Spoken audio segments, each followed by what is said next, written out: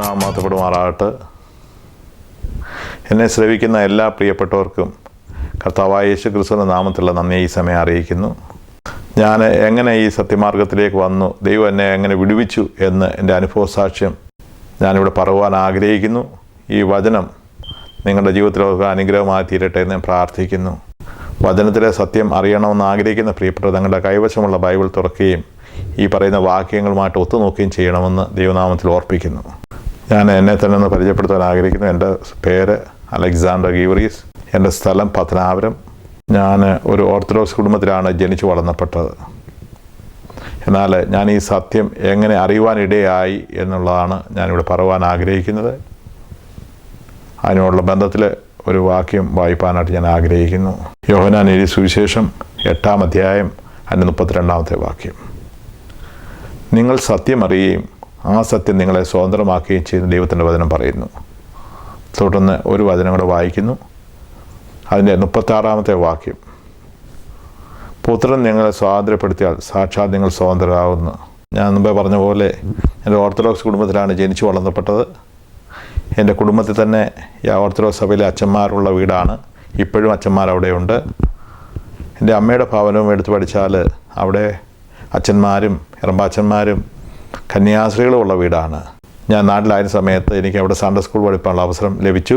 തുടർന്ന് 1986 മെയ് മാസം അമേരിക്കയിലേക്ക് കടന്നു വരുവാൻ ഇടയായി. ഡാലസിലാണ് ഞാൻ വന്നത്. ഇവിടെ ഡാലസിലുള്ള സെൻറ്റ് മേരീസ് ഓർത്തഡോക്സ് ചർച്ചിൽ 9 വർഷം ഒരു ശുശ്രൂഷകനായിരിക്കാൻ എനിക്ക് അവസരം ലഭിച്ചു. എന്നാൽ ഞാൻ കേൾക്കപ്പെട്ട വചനപ്രകാരം ഞാൻ മറുപടി പിടിച്ച വിശ്വാസവും ആചാരങ്ങളും കൂദാശകളും എല്ലാം ശരിയാണെന്ന് ഞാൻ വിശ്വസിച്ച് അതിൽ 33 വർഷക്കാലം ജീവിച്ചു. എന്നാൽ ദൈവത്തിൻ്റെ വചനം പഠിച്ചപ്പോൾ ഞാൻ മുറുകെ പിടിച്ചിരിക്കുന്ന വിശ്വാസം, ഞാൻ പിൻപറ്റുന്ന വിശ്വാസവും ആചാരങ്ങളും വചനപ്രകാരം ശരിയല്ലെന്നും ഞാൻ വചനപ്രകാരമല്ലെന്നുള്ളതും മനസ്സിലായി. യോഹന്നാൻ സുവിശേഷം 14-ാം അധ്യായം അതിൻ്റെ 6-ാമത്തെ വാക്യം യേശു പറയുന്നു, ഞാൻ തന്നെ വഴിയും സത്യവും ജീവനുമാവുന്നു, എന്നിക്കൂടല്ലാതെ പിതാവിൻ്റെ അടുക്കൽ ആർക്കും എത്തുവാൻ പറ്റുന്നില്ല എന്ന്. ഞാൻ യാക്കോബ സമയത്ത് ഇങ്ങനെ പാടിയിട്ടുണ്ട്. ഞാൻ സത്യപ്രഭയനുടയോണ്ടാൻ അന്തേവാസികളോടോതീ പ്രഭയിൽ ചേർന്നു നടപ്പോരാം, ഇരുൾ പിടികൂടാ മഷിഹാതൻ പ്രഭയിൽ ചേർന്നു നടന്നോരാ, സ്ത്രീയന്മാർക്കതി സൗഭാഗ്യം കണ്ടാലും സ്മൃതി എന്നാലും കൊണ്ടാടിയിടുന്ന അതിഘോഷം പ്രാർത്ഥന നമ്മൾക്കഭയം. കർത്താവായ യേശു ക്രിസ്തു പറയുന്നു, ഞാൻ തന്നെ വഴി സത്യം ജീവനുമാകുന്നു. നമ്മുടെ മുമ്പിൽ അനേക വഴികളുണ്ട്. എന്നാൽ നമ്മൾ തിരഞ്ഞെടുക്കേണ്ടുന്ന വഴി എന്ന് പറയുന്നത് കർത്താവായ യേശു ക്രിസ്തു തിരുവചനത്തിൽ എന്തു പറയുന്നു അതാണ് വഴി, അല്ലാതെ വേറൊരു വഴിയുമില്ല. അപ്പോസ്തല പ്രവൃത്തി 4:12 പ്രകാരം പറയുന്നു, മറ്റൊരുത്തനിലും രക്ഷയില്ല, നാം രക്ഷിക്കപ്പെടുവാൻ സ്വർഗത്തിങ്കിലെ ഭൂമിയിൽ നൽകപ്പെട്ട വേറൊരു നാമവുമില്ല. നാം ഒരു ക്രിസ്തീയ കുടുംബത്തിൽ ജനിച്ചു വളർന്നുകൊണ്ട് നാം ക്രിസ്ത്യാനിയാകുമെന്ന് ഞാൻ വിശ്വസിച്ചു. നമ്മളെല്ലാം അങ്ങനെയാണ് വിശ്വസിക്കുന്നത്. എന്നാൽ ദൈവത്തിൻ്റെ വചനം വായിച്ചപ്പോൾ മനസ്സിലായി. യോഹന്നാൻ എഴുതിയ സുവിശേഷം 1:12 ഇപ്രകാരം പറയുന്നു, അവനെ കൈക്കൊണ്ട് അവൻ്റെ നാമത്തിൽ വിശ്വസിക്കുന്ന ഏവർക്കും അവൻ ദൈവമക്കളാകുവാനുള്ള അധികാരം കൊടുത്തു എന്ന് പറയുന്നു. റോമാലേഖനം അതിൻ്റെ 9-ാം അധ്യായം അതിൻ്റെ 8-ാമത്തെ വാക്യം. ജലപ്രകാരം ജനിച്ച മക്കളല്ല ദൈവത്തിൻ്റെ മക്കൾ, വാഗ്ദത്തപ്രകാരം ജനിച്ച മക്കൾ അത്രേ ദൈവത്തിൻ്റെ മക്കളെന്ന് പറയുന്നു. ലോകപ്രകാരം നാം മാതാപിതാക്കൾക്ക് ജനിച്ചവരാണ്. എങ്കിലും ഈ ജന്മമെന്ന് പറഞ്ഞാൽ സ്വർഗത്തിൽ നിന്നുള്ളതാണ്, സ്വർഗത്തിലെ ദൈവം തരുന്നതാണ്. ഞാൻ ഈ വചനവുമായിട്ടൊക്കെ പരിശോധിച്ച് നോക്കിയപ്പോൾ ഞാൻ എന്നോട് തന്നെ ചില ചോദ്യങ്ങൾ ചോദിക്കുവാൻ തുടങ്ങി. ശിശുസ്നാനം വചനപ്രകാരം ശരിയാണോ? മരണാനന്തര കർമ്മങ്ങൾ വചനപ്രകാരം ശരിയാണോ? അതുപോലെ മധ്യസ്ഥ പ്രാർത്ഥന വചനപ്രകാരം ശരിയാണോ എന്നൊക്കെയും ഞാൻ എന്നോട് തന്നെ ചോദിക്കുകയും, അങ്ങനെ ഇരിക്കുന്ന സമയത്ത് ഞാൻ മധുവായിൽ നിന്ന് അല്പനാളത്തേക്ക് ഇറങ്ങി നിന്നു. ആ സമയം ഞാൻ അവിടെ ആയ പള്ളിയിലെ അച്ഛനെ വീട്ടിൽ വിളിക്കുകയും സത്യം വചനത്തിലൂടെ ഈ കാര്യങ്ങളൊക്കെ ഞാൻ ചോദിച്ചു. എന്നാൽ വചനത്തിലൂടെ എനിക്ക് ഒരു ശരിയായ ഉത്തരം തരുവാൻ അച്ഛന് കഴിഞ്ഞില്ല. എന്നാൽ ഞാൻ ഒരു സത്യം പറയട്ടെ, എൻ്റെ എല്ലാ ചോദ്യത്തിനും ദൈവവചനത്തിലൂടെ എനിക്ക് ഉത്തരം കണ്ടെത്തുവാൻ സ്വർഗത്തിലെ ദൈവം സഹായിച്ചു. ഈ കാലഘട്ടത്തിൽ തന്നെ ഞാൻ സഭ സമയത്ത് അവരെ പെന്തക്കോസ്തുകാർ വിശ്വാസത്തെ കളിയാക്കിക്കൊണ്ട് എനിക്കൊരു നാടകം നടത്തുവാൻ അവസരം തന്നു. അത് നല്ല വൃത്തിയായിട്ട് ഞാൻ ചെയ്തു. ഞാൻ എൻ്റെ മീശയെല്ലാം പഠിച്ചു, എൻ്റെ മുടിയെല്ലാം നരപ്പിച്ചു, കുട്ടിമുണ്ടെടുത്തു, ബൈബിൾ കൈ പിടിച്ചു, കാലം കൂടെയൊക്കെ പിടിച്ചു. ഞാൻ സ്റ്റേജിൽ സ്തോത്രം സ്തോത്രം സ്തോത്രം എന്ന് പറയുമ്പോഴാണ് എൻ്റെ കട്ടനുണ്ട്. അവർ പെന്തക്കോസ്ത് വിശ്വാസത്തെ കളിയായിക്കൊണ്ട് എഴുതിയ തന്ന നാടകമാണ്. പക്ഷേ സത്യസന്ധമായിട്ട് പ്രാർത്ഥിക്കുന്ന റോളായിരുന്നു എനിക്കവിടെ കിട്ടിയത്. അത് ഞാൻ നല്ല വൃത്തിയായിട്ട് ഞാൻ ചെയ്തു. എന്നാൽ ഒരു കാര്യം കൂടെ പറയട്ടെ, അത് കഴിഞ്ഞ് ഒരു സൺഡേയിലൂടെ ഞാൻ പള്ളിയിൽ പോയി. പിന്നെ ഞാൻ തീരുമാനമെടുത്തു, ഇനിയും ഞാൻ ദൈവത്തിൻ്റെ വചനം അനുസരിച്ച് അങ്ങനെയുള്ള പ്രിയപ്പെട്ടവരോടെ ആരാധിക്കുന്നുള്ള തീരുമാനമെടുത്തു. അങ്ങനെ 1995 മെയ് 21 ഞാനായിരുന്ന പള്ളിയിലെ വികാരി അച്ഛനെ വീട്ടിൽ വിളിച്ച് എന്നെ പള്ളിയിൽ നിന്ന് മുടക്കുവാൻ ഞാൻ വിളിച്ചു പറയുകയുണ്ടായി. തുടർന്ന് വചനം സത്യമായെന്ന് എനിക്ക് മനസ്സിലായപ്പോൾ എനിക്ക് ജന്മം തന്ന അമ്മയോട് ചോദിക്കാൻ പോയില്ല. എൻ്റെ 4 സഹോദരങ്ങൾ ഇവിടെയുണ്ട്, ഞാൻ അവരോട് ചോദിക്കാൻ പോയില്ല. 9 വർഷം മധുവായിൽ ഒരുമിച്ച് ശുശ്രൂഷിച്ച അച്ഛനോട് ചോദിക്കാൻ പോയില്ല. കാര്യം ദൈവത്തിൻ്റെ വചനം സത്യമാണെന്ന് മനസ്സിലാക്കി കഴിഞ്ഞപ്പോൾ ഞാൻ മുന്നോട്ട് സ്റ്റെപ്പ് വെച്ചു. അതെൻ്റെ ജീവിതത്തിൽ ഏറ്റവും വലിയ അനുഗ്രഹമായിട്ട് എനിക്കത് ഭവിച്ചു. ഞാൻ എന്ത് സ്റ്റേജ് ചെയ്തോ അതിലേക്ക് എൻ്റെ ദൈവം എന്നെ വിളിച്ചിറക്കി. എൻ്റെ കർത്താവ് എനിക്ക് 33-ാമത്തെ വയസ്സിൽ എനിക്ക് വേണ്ടി കാൽവറിയിൽ ക്രൂശിൽ മരിച്ചുവെങ്കിൽ എൻ്റെ ജീവിതം 33-ാമത്തെ വയസ്സിൽ ഈ ക്രിസ്തുവിനെ കർത്താവും രക്ഷിതാവും നാഥനുമായിട്ട് ഞാൻ എൻ്റെ ഉള്ളിൽ സ്വീകരിച്ചു. ആമേൻ. അനേക സമയങ്ങളിൽ ഞാൻ പ്രാർത്ഥിച്ചിട്ടുണ്ട്, സ്വർഗസ്വനായ എൻ്റെ പിതാവേ എന്ന് ചൊല്ലി ഞാൻ പ്രാർത്ഥിച്ചിട്ടുണ്ട്. പക്ഷെ ആ സമയങ്ങളിലൊന്നും എനിക്ക് യാതൊരു ബന്ധവും എനിക്കില്ലായിരുന്നു. എന്നാൽ ഇന്ന് ഞാൻ പറയട്ടെ, ഹല്ലേലൂയ, ദൈവത്തിൻ്റെ വചനം പറയുന്നു, അബ്ബാ പിതാവേ എന്ന് വിളിപ്പാനുള്ള പദവി എനിക്ക് തന്നു. അങ്ങനെ ഞാൻ മെയ് 21 റോമാലേഖനം 6:3 പറയുന്ന പോലെ യേശു ക്രിസ്തുവിനോട് ചേരുവാൻ ഞാനും എൻ്റെ വൈഫ് കാതലിക്സ് വിശ്വാസം ജനിച്ചു വളർന്നതാണ്. ഞങ്ങൾ കുടുംബമായിട്ട് തീരുമാനമെടുത്ത് ഞങ്ങൾ അന്നേ ജലത്തിൽ വിശ്വാസാനം സ്വീകരിച്ചു. അത് ഞങ്ങളുടെ ജീവിതത്തിൽ ഏറ്റവും അനുഗ്രഹമായി തീർന്നു. ഏതെല്ലാം കാര്യത്തിൽ നിന്നാണ് എന്നെ ദൈവം വിടുവിച്ചെന്ന് പറയുവാൻ ഞാൻ എൻ്റെ അനുഭവസാക്ഷിയോട് പറയുന്നു. 1, എൻ്റെ പാരമ്പര്യ ആരാധനയിൽ നിന്ന് എന്നെ ദൈവം വിടുവിച്ച് എന്നെ സത്യാരാധനയിലേക്ക് വഴി നടത്തി. ദൈവത്തിൻ്റെ വചനം ഇങ്ങനെ പറയുന്നു, 1 പത്രോസ് 1:18 1 പത്രോസ് 1:18 വ്യർത്ഥവും പ്രതിപാരമ്പര്യമായ നിങ്ങളുടെ നടപ്പിൽ നിന്ന് നിങ്ങളെ വിളിച്ച് വേർതിരിച്ചിരിക്കുന്നത് പൊന്ന് വെള്ളി മുതലായ അഴിഞ്ഞു പോകുന്ന വസ്തുക്കളെ കണ്ടല്ല, ക്രിസ്തു എന്ന നിർദോഷവും നിഷ്കളങ്ക കുഞ്ഞാടിൻ്റെ വിലയേറിയ രക്തത്താൽ തന്നെ. 2, അക്ഷരത്തിൻ്റെ ആരാധനയിൽ നിന്ന് ദൈവം എന്നെ ആത്മാവിൻ്റെ ആരാധനയിലേക്ക് എന്നെ വിളിച്ച് വേർതിരിച്ചു, എന്നെ സ്വതന്ത്രനാക്കി. ഞാൻ പറഞ്ഞല്ലോ, 33 വർഷക്കാലം ഞാനൊരു എഴുതപ്പെട്ട ആരാധനയായിരുന്നു, പാരമ്പര്യത്തിൻ്റെ ആരാധന. എന്നാൽ അക്ഷരത്തിൻ്റെ ആരാധനയിൽ നിന്ന് എൻ്റെ ദൈവം എന്നെ ആത്മാവിൻ്റെ ആരാധനയിലേക്ക് കൊണ്ടുവന്നു. 2 കൊരിന്ത്യർ 3:6 അവൻ ഞങ്ങളെ പുതിയ നിയമത്തിൻ്റെ ശുശ്രൂഷകരാക്കുവാൻ പ്രാപ്തരാക്കി.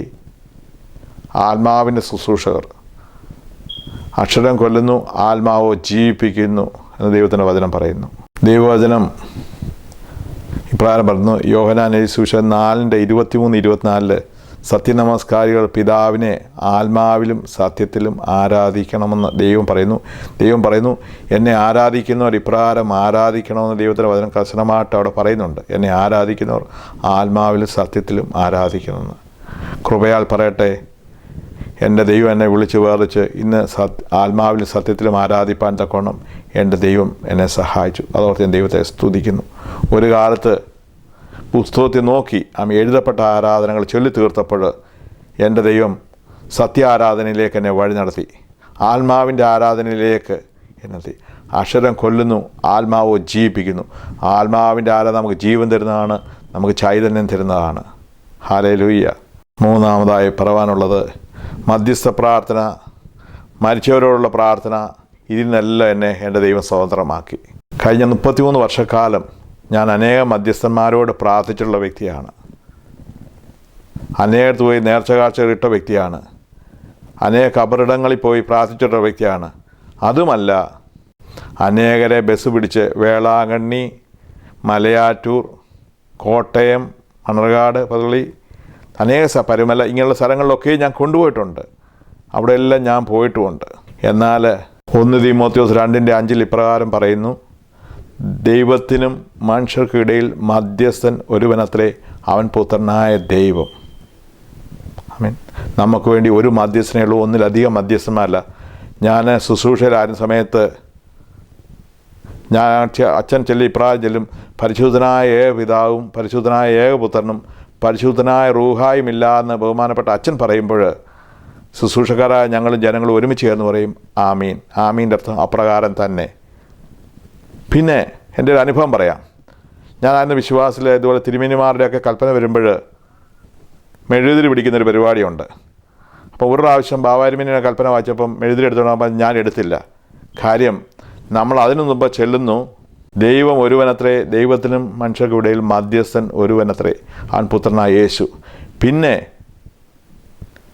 നമ്മൾ പരിശുദ്ധനായ ഏക പിതാവും പരിശുദ്ധനായ ഏകപുത്രൻ പരിശുദ്ധനായ റൂഹ അല്ല എന്ന് പറഞ്ഞ് തീർന്നിട്ട് അതേ വാഗുകൊണ്ട് തന്നെ പരിശുദ്ധനായ ഇന്നാരെന്ന് പറയും നമ്മൾ പ്രാർത്ഥിക്കുമ്പോൾ അത് ദൈവവചനവുമായിട്ട് അതിന് ഒരു നിരപ്പും വരുന്നില്ല.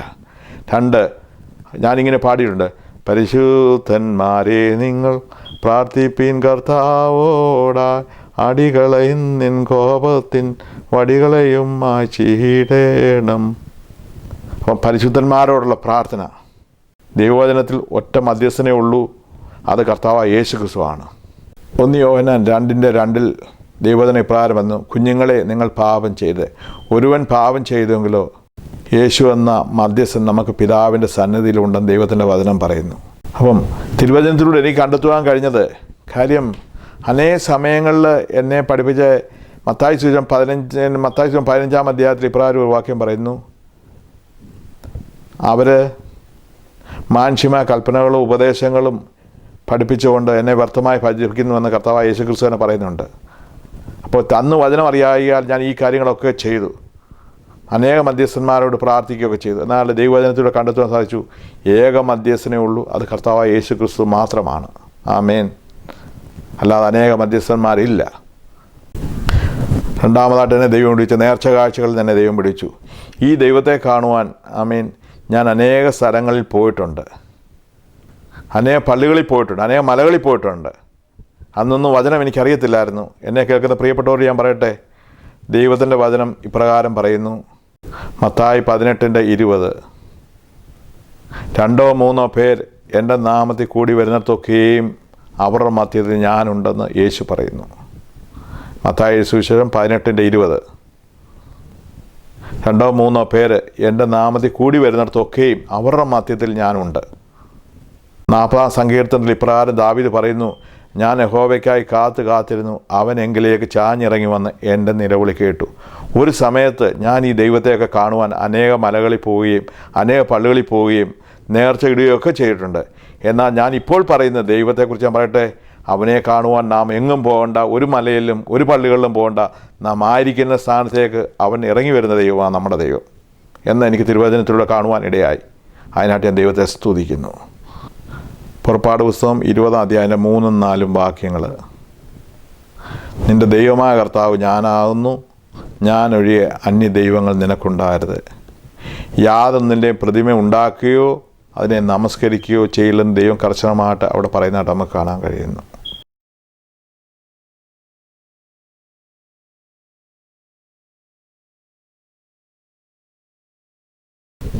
നിങ്ങൾ നന്നായി സൂക്ഷിച്ചോളൂ. യഹോവ ഹോരേബിൽ തീയുടെ നടുവിൽ നിന്ന സമയത്ത് നിങ്ങൾ യാതൊന്നിൻ്റെ രൂപമോ സാദൃശ്യമോ കണ്ടില്ലല്ലോ.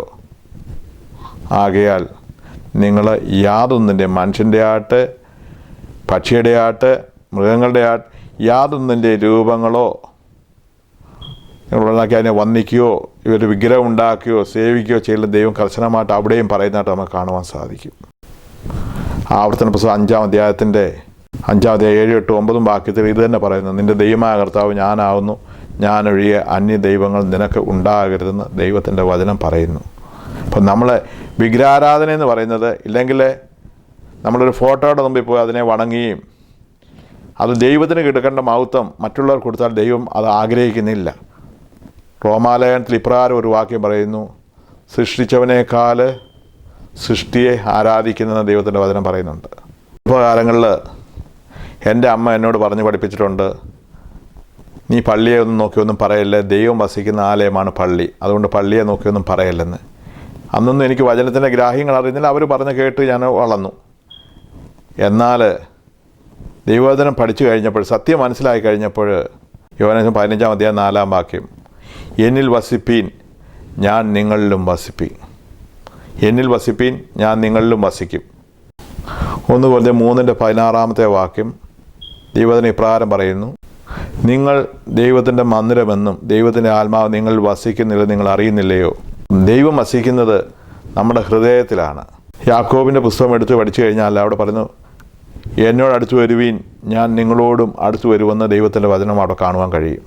അപ്പോസ്തല പ്രവൃത്തി 10 അതിൻ്റെ 25-26 കൊർന്നല്യോസിൻ്റെ ഭവനത്തിൽ പത്രോസ് കയറി ചെന്നപ്പോൾ കൊർന്നല്യോസ് അവൻ്റെ കാൽക്കൽ വീണപ്പോൾ അവൻ പറഞ്ഞു, എഴുന്നേക്ക്, ഞാനൊരു സാധാരണ മനുഷ്യനത്രയെന്ന് പറഞ്ഞു. എന്നാൽ ഇന്നത്തെ ആത്മീയഗോളം അങ്ങനെ പറയത്തില്ല. എന്നാൽ കർത്താവ് തന്നെ പത്രോസിലിയ പറയുന്നുണ്ട്, എഴുന്നേക്ക്, ഞാനൊരു സാധാരണ മനുഷ്യനാണെന്ന് പറയുന്നുണ്ട്. വെളിപാട് പുസ്തകം 22 അതിൻ്റെ 8-9 യോഹന്നാൻ വെളിപ്പെടുത്തി കൊടുത്ത ദൂതൻ്റെ മുമ്പിൽ യോഹന്നാൻ മുട്ടുമടക്കി വണങ്ങിയപ്പോൾ അവൻ പറഞ്ഞു, എഴുന്നേക്ക്, നീ ദൈവത്തെ മാത്രമേ ആരാധിക്കാവുന്ന ദൈവത്തിൻ്റെ വചനം പറയുന്നുണ്ട്. തുടർന്ന് നമ്മൾ വചനം പഠിക്കുമ്പോൾ യേശു കുഞ്ഞിനെ കാണുവാനായിട്ട് വിദ്വാൻമാർ എന്ന സമയത്ത് അവിടെ ഇപ്രകാരം പറയുന്നുണ്ട്, നക്ഷത്രം കണ്ടുകൊണ്ട് അധികം സന്തോഷിച്ചു. അവർ വീട്ടിൽ ചെന്ന് അമ്മ മറിയത്തോടുകൂടെ അവനെ വീണ് നമസ്കരിച്ചെന്ന് എഴുതിയിട്ടുണ്ട്. അവരെന്ന് അവിടെ പറയുന്നില്ല. നക്ഷത്രം കണ്ടുകൊണ്ട് വളരെ സന്തോഷിച്ചു, വീട്ടിൽ ചെന്ന് അമ്മയോടുകൂടി അവനെ വീണ് നമസ്കരിച്ചു എന്നവിടെ കാണാം. ഇതിൽ നിന്നെല്ലാം നമുക്ക് മനസ്സിലാക്കാമെന്ന് യേശു മാത്രമാണ് ആരാധനയ്ക്ക് യോഗ്യൻ. നമുക്ക് വേറെ മധ്യസ്ഥന്മാരോ കാര്യങ്ങളോ ഒന്നുമില്ല. നമ്മൾ അറിയാമ്മയുടെ കാലത്ത് നമ്മൾ പല കാര്യങ്ങൾ ചെയ്തിട്ടുണ്ട്. എന്നാൽ വചനം പഠിക്കുമ്പോൾ മാത്രമേ നമുക്ക് സത്യം മനസ്സിലാകത്തുള്ളൂ. ആ സത്യമാണ് കർത്താവായ യേശു ക്രിസ്തു. അതാണ് നമ്മെ സ്വതന്ത്രമാക്കുന്നത്. ഇതേപോലെ തന്നെ ഞാൻ യാക്കോബൻ സമയത്ത് ഞാൻ അറിയാമ്മയുടെ കാലത്ത് ഞാൻ ഇപ്രകാരം ചൊല്ലിയിട്ടുണ്ട് പൗരോഹിത്യത്തെക്കുറിച്ച്. ആദ്യാചാരത്വം കൈക്കൊണ്ടകറോൻ മോശയോടൊന്നിച്ചു സ്കറിയായിക്കത് നൽകി മൂശ സ്കറിയ യോഹന്നാനേകി യോഹന്നാൻ കർത്താവിനും തൻ സ്ലീഹന്മാർക്കും നാനാ സൃഷ്ടിഭാഗങ്ങൾക്കേകി സ്ലീഹന്മാർ. അങ്ങനെ ഞാൻ അവിടെ പാടിയിട്ടുണ്ട്. എന്നാൽ ദൈവത്തിൻ്റെ വചനം പഠിച്ചു വന്ന സമയത്ത് എനിക്ക് കാണുവാൻ കഴിഞ്ഞു, നമ്മൾ ആ പാട്ടും ഈ ദൈവവചനമായിട്ട് യാതൊരു ബന്ധവുമില്ലെന്ന് കാണാൻ സാധിച്ചു. ഇതൊക്കെ ഞാൻ അന്നായിരുന്നു അച്ഛനോട് ഈ കാര്യങ്ങളൊക്കെ സംസാരിക്കുകയുണ്ടായി. എന്നാൽ ശരിയായ ഉത്തരം അദ്ദേഹത്തിന് എനിക്ക് ലഭിക്കാൻ സാധിച്ചില്ല. എന്നാൽ വചനം ഇപ്രകാരം തന്നെ നമ്മൾ പാടുന്നു, ആദ്യാചാരത്വം കൈക്കൊണ്ടകറോൻ മോശയോട് ഒന്നിച്ചു. ആദ്യ ഭാവമൊക്കെ ശരിയാണ്. പഴയ നിയമകാലം എടുത്തു കഴിഞ്ഞാൽ ലേവ്യ കുടുംബത്തിൽ നിന്നാണ് പുരോഹിതന്മാരെ എടുക്കുന്നത്. ആമീൻ. അഹറോനെ തിരഞ്ഞെടുത്തു, സക്രിയാവ് വന്നു. സക്രിയാവിലൂടെ അവിടെ പാടി യോഹന്നാന് കൊടുക്കുന്നതാണ് പറയുന്നത്. അപ്പം പഴയ നിയമകാലത്ത് അഹറോനെ എടുത്തു, പിന്നെ സക്രിയാവിനെ എടുത്തു. സക്രിയാവ് യോഹന്നാന് കൊടുത്തെന്നാണ് ദൈവത്തിൻ്റെ വചനം പാട്ട് പാടിയത്. എന്നാൽ ഒരു കാര്യം പറയട്ടെ, യോഹന്നാൻ അപ്പൻ്റെ ശുശ്രൂഷ ചെയ്യാനോ ആ പൗരോഹിത്യം വാങ്ങിക്കാനോ അവിടെ നിന്നില്ല. യോഹന്നാൻ്റെ കംപ്ലീറ്റ് ശുശ്രൂഷ മരുഭൂമിയിലായിരുന്നു. അവൻ കാട്ടുതേനും വെട്ടുക്കിളിയുമാണ് അവിടെ ഭക്ഷിച്ചത്. മരുഭൂമിയിൽ ദൈവത്തിന് വേണ്ടി വഴിയൊരുക്കുന്ന ജോലിയായിരുന്നു യോഹന്നാനെ ദൈവം ഏൽപ്പിച്ചത്. എന്നാൽ യോഹന്നാൻ കർത്താവിന് കൊടുത്തെന്ന് പറയുമ്പോൾ എനിക്കറിയത്തില്ല അത് എവിടുന്ന് എടുത്തതാണെന്ന് എനിക്കൊരു പിടുത്തവുമില്ല. ഞാൻ 33 വർഷക്കാലം ഇതൊക്കെ ചൊല്ലിക്കൂട്ടി. എന്നാൽ ഇത് വചനവുമായിട്ട് യാതൊരു ബന്ധവുമില്ല. യോഹന്നാൻ കർത്താവിന് പൗരോഹിത്യം കൊടുത്തിട്ടില്ല. എന്നാൽ അഹറോന്, മോശ, സക്രിയാവ് അത്രയും ശരിയാണ്. ആ ഭാഗങ്ങളൊക്കെ ശരിയാണ്. എന്നാൽ ബാക്കി ഭാഗം ഈ പാടുമായിട്ട് എൻ്റെ അടുത്ത് അച്ഛൻ ചോദിക്കുമായിരുന്നു, അലക്സേ എങ്ങനെയുണ്ട് കുർബാന? ഞാൻ പറയാം, അച്ഛൻ ചെറുത് അപ്പോൾ എത്രയും ഇമ്പമായിട്ട് നമ്മൾ ചൊല്ലി തീർക്കുന്നു അത്രയും അനുഗ്രഹമാണെന്നാണ് ഞാനും ആദ്യം വരെ വിചാരിച്ചത്. പക്ഷേ ദൈവത്തിൻ്റെ വചനം വെച്ച് പാടുന്നതും ഈ വചനവുമായിട്ട് ഒരു ബന്ധവുമില്ല.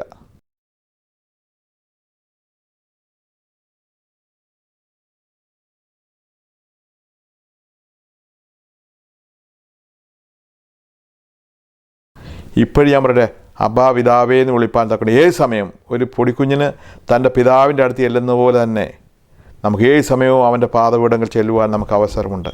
എന്നാൽ ഞാൻ യാക്കോബായ സമയത്ത് മറ വലിക്കുമായിരുന്നു. ഇപ്പോഴും ഞാൻ ചിന്തിച്ചില്ല, കർത്താവായ യേശു ക്രിസ്തു ഈ ഭൂമിയിൽ വന്നതുകൊണ്ട് ഒരു പ്രയോജനമില്ല. കാര്യം ഒരു കൂട്ടം ആൾക്കാർ പ്രാകാരത്തിൽ ഐക്യലായിൽ നിൽക്കുന്നു, ഞങ്ങൾ വിശുദ്ധ മബ്ദഹായിൽ നിൽക്കുന്നു. ചില സമയത്ത് മറ വലിക്കുമ്പോൾ മാത്രമേ അവിടെ കാണുവാൻ പറ്റത്തുള്ളൂ. പക്ഷേ കർത്താവായ യേശു ക്രിസ്തു വന്നതോടുകൂടി നമ്മൾ തിരുവചനം പഠിക്കുമ്പോൾ ജനം പാപത്തിന് അടിമപ്പെട്ടു. എന്നാൽ ഈ പാപത്തിൽ നിന്നുള്ള ജനത്തെ വീണ്ടെടുപ്പാൻ പിതാവായ ദൈവം പുത്രനെ ഈ ലോകത്തിലേക്ക് അയച്ചായിട്ട് ദൈവത്തിൻ്റെ വചനം നമുക്ക് കാണുവാൻ കഴിയുന്നു. അപ്പം കർത്താവ് യേശു ക്രിസ്തു വന്നത് ഈ പാപത്തിൽ നിന്ന് അടിമപ്പെട്ട മനുഷ്യനെ ദൈവവുമായിട്ട് നിരപ്പിക്കാനാണ് കന്യാമറിയാമിലൂടെ പുത്രൻ ഈ ലോകത്തിലേക്ക് വന്നത്.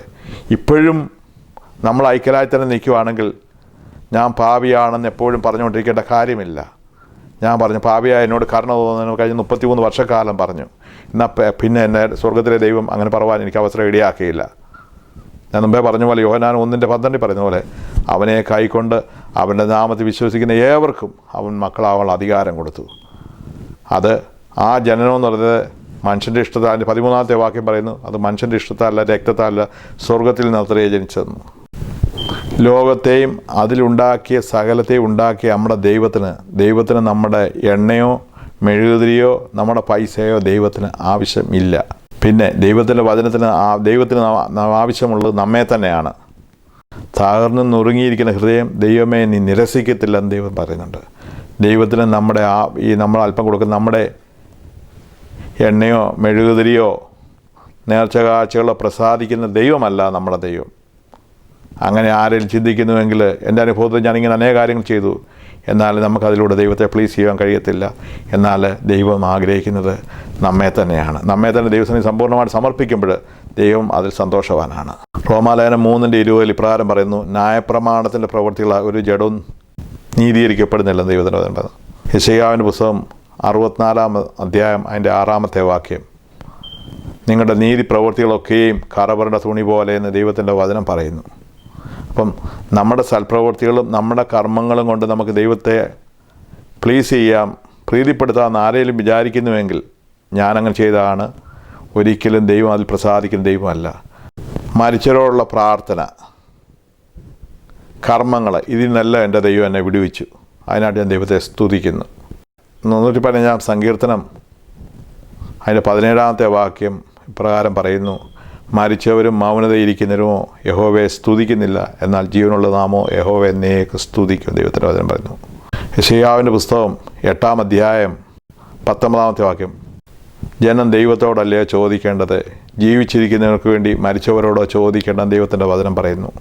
ലൂക്കോസിൻ്റെ സുവിശേഷം 16-ാം അധ്യായം 19 മുതൽ 31 വരെയുള്ള വാക്യം, ലൂക്കോസ് 16-ാം അധ്യായം 19-31 വരെ വാക്യം വെച്ചാൽ അവിടെ കാണാം ധനവാന്റെയും ലാസറിൻ്റെയും കാര്യം നമുക്കവിടെ കാണാൻ കഴിയും. ധനവാൻ മരിച്ചു, യാതനാ സ്ഥലത്ത് പോയി. ലാസർ അബ്രഹാമിൻ്റെ മടിയിൽ പോയി. അവിടെ കുറേ സംഭാഷണം നമുക്കവിടെ കാണാം. അപ്പോൾ അവിടെ പറയുന്നുണ്ട്, നീ ലാസറിനെ എൻ്റെ അടുത്തേക്ക് അയക്കണമേ. അതുകൊണ്ട് ദൈവം പറഞ്ഞു പറ്റത്തില്ല. 2, അടുത്ത് അവൻ വീണ്ടും പറഞ്ഞു, ഞാനോ ഈ സ്ഥലത്ത് വന്നു, എനിക്ക് 5 സഹോദരന്മാരുണ്ട്, അവരോ യാതനാ സ്ഥലത്ത് വരാതിരിക്കാൻ വേണ്ടി നീ അവനെ അയക്കണമെന്ന് പറയുന്നുണ്ട്. അപ്പോൾ ദൈവത്തിൻ്റെ വചനം അവിടെ അത് പറഞ്ഞു കൊടുക്കാനുള്ള ആൾക്കാരുണ്ടെന്ന് അവിടെ ദൈവത്തിൻ്റെ വചനം പറയുന്നതായിട്ട് നമുക്ക് കാണാം. ഒരു കാര്യം ഞാൻ തുറന്നു പറയട്ടെ, നമ്മൾ ജീവിച്ചിരിക്കുമ്പോൾ നമ്മുടെ മുമ്പിൽ ദൈവത്തിൻ്റെ വചനമുണ്ട്, നമുക്ക് വായിക്കേണ്ട ഉത്തരവാദിത്വമുണ്ട്. നമ്മൾ മരിക്കുന്നതിന് മുമ്പ് നമ്മുടെ ആത്മാവ് എവിടോട്ടാണ് പോകുന്നതെന്ന് വ്യക്തമായ ഉറപ്പ് നമുക്കുണ്ടായിരിക്കണം. മരിച്ചു കഴിഞ്ഞിട്ടുള്ള അടിയന്തര കർമ്മങ്ങൾക്കൊന്നും നമ്മെ ദൈവസന്നിധിയിൽ എത്തിക്കാനോ അവർക്ക് നമുക്ക് വേണ്ടി പ്രാർത്ഥിക്കാനോ അവർക്ക് വേണ്ടി പ്രാർത്ഥിക്കാനോ വചനം പറയുന്നില്ല. എന്നാൽ ഞാൻ ആയിരുന്ന സ്ഥലങ്ങളിലൊക്കെ സഭകളിലൊക്കെ അതൊക്കെ ചെയ്യുന്നുണ്ട്. പക്ഷേ ദൈവത്തിൻ്റെ വചനത്തിൽ ഇതിനൊന്നും അടിസ്ഥാനമുള്ളതായിട്ട് ഞാൻ കണ്ടില്ല. ഒരുവൻ ജീവിച്ചിരിക്കുമ്പോൾ അത് ദൈവം മനുഷ്യനെ മണ്ണിൽ നിന്നെടുത്തു, ആ മണ്ണിലേക്ക് തന്നെ ചെയ്യുന്നു. ജീവൻ ആത്മാവൻ്റെ ശരീരത്തിൽ പോയി കഴിയുമ്പോൾ അത് പോകേണ്ട അടുത്തേക്ക് പോയി കഴിഞ്ഞു. അല്ലാതെ നമ്മുടെ അടിയന്തര കർമ്മങ്ങൾ കൊണ്ടൊന്നും അവനെ ദൈവസ്ഥനിൽ എത്തിക്കാൻ കഴിയത്തില്ലെന്ന് ഈ ഭാഗങ്ങളെല്ലാം നമുക്ക് മനസ്സിലായി. പക്ഷേ ഇന്ന് അനേകയിടത്ത് തന്നെ ഞാൻ അനേക സ്ഥലങ്ങളിൽ പോയി മരിച്ചവരെയൊക്കെ കല്ലറയ്ക്ക് പോയി പ്രാർത്ഥിച്ചിട്ടുണ്ട്. അതൊക്കെ യാതൊരു പ്രയോജനമില്ല. എന്നാൽ എൻ്റെ സ്വർഗത്തിലെ ദൈവം എൻ്റെ ഉൾക്കണ്ണുകളെ തുറന്ന് വചനം മനസ്സിലാക്കുവാൻ തക്കൊണ്ട് എന്നെ സഹായിച്ചതോർത്ത് എൻ്റെ ദൈവത്തെ സ്തുതിക്കുന്നു. എന്നെ കേൾക്കുന്ന പ്രിയപ്പെട്ടവരെ, നമ്മൾ അറിയാതെ അനേക കാര്യങ്ങൾ ചെയ്തു കൊണ്ടെന്നാൽ ഞാൻ മുമ്പേ ആദ്യം പറഞ്ഞ പോലെ ഈ സത്യം അറിയുകയും സത്യം നിങ്ങളെ സ്വതന്ത്രമാക്കുകയും ചെയ്യട്ടെ എന്ന് ഞാൻ പ്രാർത്ഥിക്കുന്നു. ഞാൻ ആയിരുന്ന വിശ്വാസത്തിൽ അനേക സമയങ്ങൾ മനുഷ്യനോട് പാപം ഏറ്റു പറഞ്ഞിട്ടുണ്ട്, അഥവാ കുമ്പസാരം നടത്തിയിട്ടുണ്ട്. എന്നാൽ വചനം വായിച്ചു കഴിഞ്ഞപ്പോൾ എനിക്ക് മനസ്സിലായി, മനുഷ്യനോട് പാപം ഏറ്റുപറയുവാൻ ദൈവത്തിൻ്റെ വചനം പറയുന്നില്ല. ഒരു മനുഷ്യർക്കും മനുഷ്യൻ്റെ പാപങ്ങൾ ക്ഷമിച്ചു കൊടുക്കാൻ കഴിയത്തില്ല. എന്നാൽ ദൈവത്തിൻ്റെ വചനം ഇപ്രകാരം പറയുന്നു. 1 യോഹന്നാൻ 1-ാം അധ്യായം അതിൻ്റെ 7, 8, 9 വാക്യം. അവൻ്റെ പുത്രനായ യേശുവിൻ്റെ രക്തം സകല പാപവും പോക്കി നമ്മെ ശുദ്ധീകരിക്കുന്നു. യേശുവിൻ്റെ രക്തത്തിന് മാത്രമേ ഒരുവൻ്റെ പാപം ക്ഷമിപ്പാൻ കഴിയത്തുള്ളൂ, മനുഷ്യർക്ക് ആർക്കും കഴിയത്തില്ല. യെശയ്യാവിൻ്റെ പുസ്തകം 1-ാം അധ്യായം 18-ാമത്തെ വാക്യം ഇപ്രകാരം പറയുന്നു. നിങ്ങളുടെ പാപം എത്ര കടുംചുവപ്പായിരുന്നാലും അത് ഹിമം പോലെ വെളുപ്പിക്കാൻ ദൈവത്തിൻ്റെ വചനം പറയുന്നു. അനേക സമയങ്ങളിൽ മനുഷ്യനോട് പാപം ഞാൻ ഏറ്റു പറഞ്ഞിട്ടുണ്ട്. ഞാൻ അവിടെ ആയിരുന്നപ്പോൾ ഇപ്രകാരം ഞാൻ പാടി, മോചനമതിനായി പാപികളെ വരുവീൻ, യാചിപ്പീൻ, മുട്ടുന്നോർക്കു തുറന്നിടുമേ നാഥൻ തൻവാതിൽ, യാചിക്കുന്നോ പ്രാപിക്കും, അന്വേഷിപ്പോൻ കൈക്കൊള്ളും.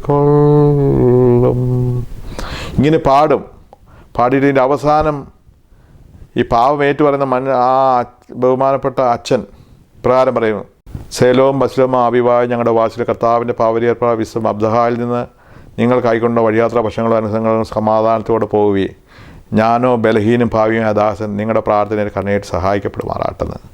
ദൈവത്തിൻ്റെ വചനത്തിൽ മനുഷ്യനോട് പാവം ഏറ്റുപറയുവാൻ ദൈവത്തിൻ്റെ വചനം പറയുന്നില്ല.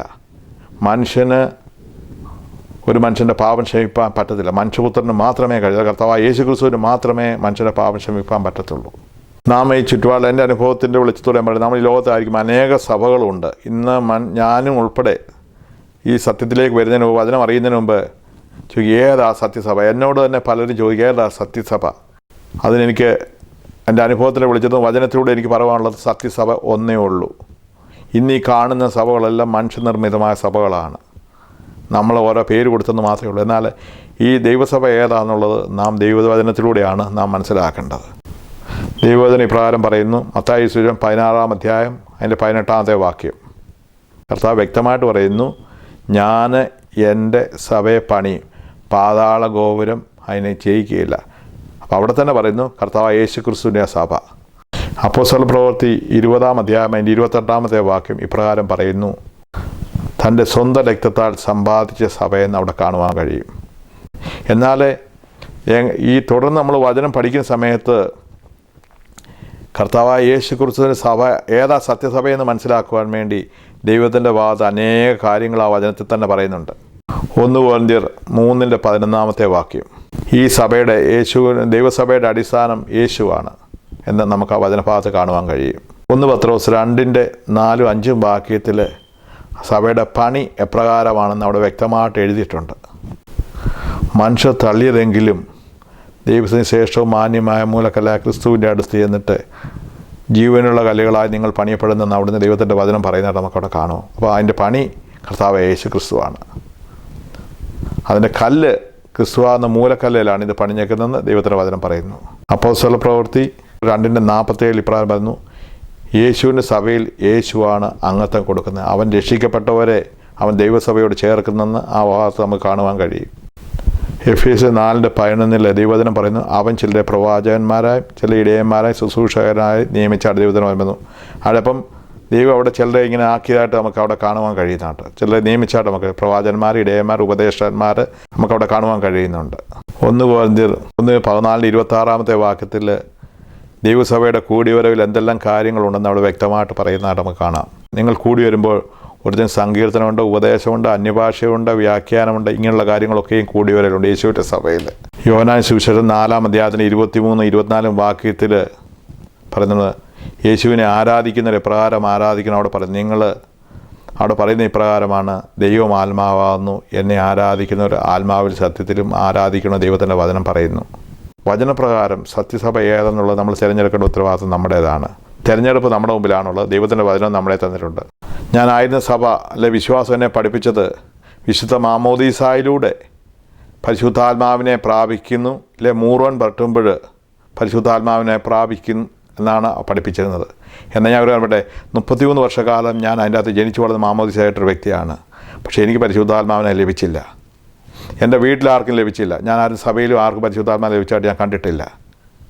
എന്നാൽ ഞാൻ രക്ഷിക്കപ്പെട്ട ക്രിസ്തുവിനെ രക്ഷകനും നാഥനുമായി സ്വീകരിച്ച് ഞാൻ എൻ്റെ പാപം ഏറ്റുപറഞ്ഞ് ഞാൻ വിശ്വാസനാനം സ്വീകരിച്ചതിൻ്റെ 5-ാമത്തെ ദിവസം എന്നെ ദൈവം എൻ്റെ പരിശുദ്ധാത്മാവിനാൽ നിറച്ചു. എൻ്റെ വൈഫിനെ നിറച്ചു. ഇന്നും ദൈവം തൻ്റെ പരിശുദ്ധാത്മാവിനെ തൻ്റെ ജനത്തിന്മേൽ പകരുന്നതായിട്ട് ഇന്നും ദൈവം തൻ്റെ വാഗ്ദത്തം നിറവേറിക്കൊണ്ടിരിക്കുന്നു. എന്നാൽ ഞാൻ 33 വർഷക്കാലം പരിശുദ്ധാത്മാവിന് വേണ്ടി മുട്ടുകുത്തി കുറിയലായിസോ എന്ന് പറഞ്ഞ് ഞാൻ പരിശുദ്ധാത്മാവിന് വേണ്ടി പ്രാർത്ഥിച്ചിട്ടുണ്ട്. എൻ്റെ ഫാമിലിയിലുള്ളവർ, എൻ്റെ വീട്ടുകാരൊക്കെ പ്രാർത്ഥിച്ചിട്ടുണ്ട്. എന്നാൽ എനിക്ക് അന്നൊന്നും ലഭിച്ചില്ല. എന്നാൽ ദൈവത്തിൻ്റെ വചനപ്രകാരം അപ്പോസ്തലപ്രവൃത്തി പറയുന്നത്, നിങ്ങൾ മാനസാന്തരപ്പെട്ട് നിങ്ങളുടെ പാവങ്ങളുടെ മോചനത്തിനായി ഓരോരുത്തൻ യേശു ക്രിസ്തുവിൻ്റെ നാമത്തിൽ സ്നാനമേൽപ്പി, എന്നാൽ പരിശുദ്ധാത്മാവെന്ന ദാനം ലഭിക്കും. ദൈവത്തിൻ്റെ വചനം പറഞ്ഞു. ഞാൻ സ്നാനപ്പെട്ടതിൻ്റെ 5-ാമത്തെ ദിവസം എന്നെ ദൈവത്തിൻ്റെ പരിശുദ്ധാത്മാവിനെ നിറച്ചു. അതിനായിട്ട് ഞാൻ ദൈവത്തെ സ്തുതിക്കുന്നു. എന്നെ കേൾക്കുന്ന പ്രിയപ്പെട്ടവരെ, വചനപ്രകാരം ദൈവത്തിൻ്റെ വചനം നമ്മൾ പാപങ്ങൾ ഏറ്റുപറഞ്ഞ് സ്നാനപ്പെട്ട് നമ്മൾ മുമ്പോട്ട് ജീവിക്കുമ്പോൾ ദൈവം തൻ്റെ പരിശുദ്ധാത്മാവിനാൽ നിറയ്ക്കും. ഇന്നും ദൈവം തൻ്റെ വാഗ്ദത്തം തൻ്റെ ജനത്തിന്മേൽ നിറവേറിക്കൊണ്ടിരിക്കുന്നു.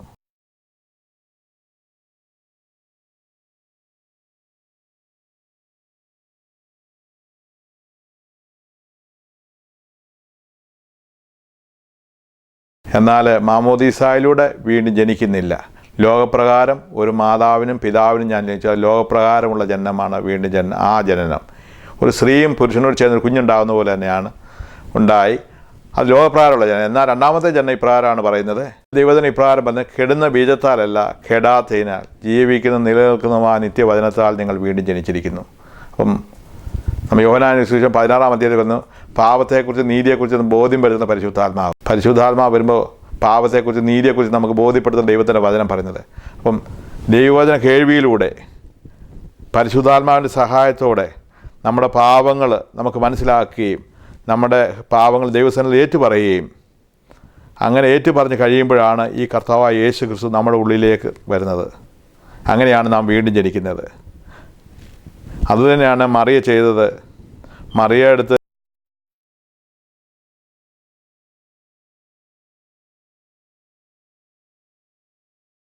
ഞാൻ പുരുഷനെ അറിഞ്ഞിട്ടില്ല, പിന്നെ എങ്ങനെ വെച്ചപ്പോൾ അവിടെ ദൂതൻ പറയുന്നത് ഇത് പരിശുദ്ധാത്മാവിനെ സംഭവിക്കുമെന്ന്.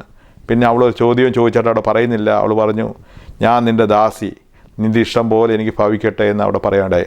അവളെ തന്നെ ഏൽപ്പിച്ചു കൊടുത്തപ്പോൾ കർത്താവായ യേശു ക്രിസ്തു അവൾ ഉരുവായി. വെളിപാട് പുസ്തകം ഇങ്ങനെ പറയുന്നുണ്ട്, കർത്താവ് പറയുന്നത്, ഞാൻ വാതിൽക്കൽ നിന്ന് മുട്ടുന്നു, ആരെങ്കിലും എൻ്റെ ശബ്ദം കേട്ട് വാഴ്ത്തുക, ഞാൻ അവൻ എന്നോടും കൂടി അത്താഴം കഴിക്കും. ദൈവത്തിൻ്റെ വചനം പറയുന്നു. നമ്മുടെ ഹൃദയം ദൈവത്തിന് വേണ്ടി സമർപ്പിക്കുമ്പോഴാണ് നാം വീണ്ടും ജനിക്കുന്ന കർത്താവ് നമ്മുടെ ഉള്ളിൽ വരുന്നത്. എന്നാൽ 33 വർഷക്കാലം ക്രിസ്മസ് എന്ന് പറഞ്ഞാൽ ഞങ്ങളുടെ നാലാഴ്ച സമയത്ത് ഞാൻ മുളയൊക്കെ വെട്ടിക്കൊണ്ടുവന്ന് വെട്ടിക്കൊണ്ട് നക്ഷത്രം ഉണ്ടാക്കി, സ്റ്റാർ ഉണ്ടാക്കി, ക്രിസ്തുവിന് കരോളിനൊക്കെ പാടാൻ പോയി. പക്ഷേ എൻ്റെ ജീവിതത്തിൽ ക്രിസ്തു എന്ന് പറയുന്നൊരു വ്യക്തി ജനിച്ചിട്ടില്ലായിരുന്നു. ക്രിസ്തുവിന് യാതൊരു സ്ഥാനമില്ലായിരുന്നു. എന്നാൽ പേരുകൊണ്ട് യാക്കോബായിലെ ക്രിസ്ത്യൻസ് പേരൻസിൻ്റെ മക്കളായതുകൊണ്ട് ക്രിസ്ത്യാനി എന്നൊരു പേര്, പക്ഷേ ക്രിസ്തു എൻ്റെ ഉള്ളിൽ വന്നിട്ടില്ലായിരുന്നു.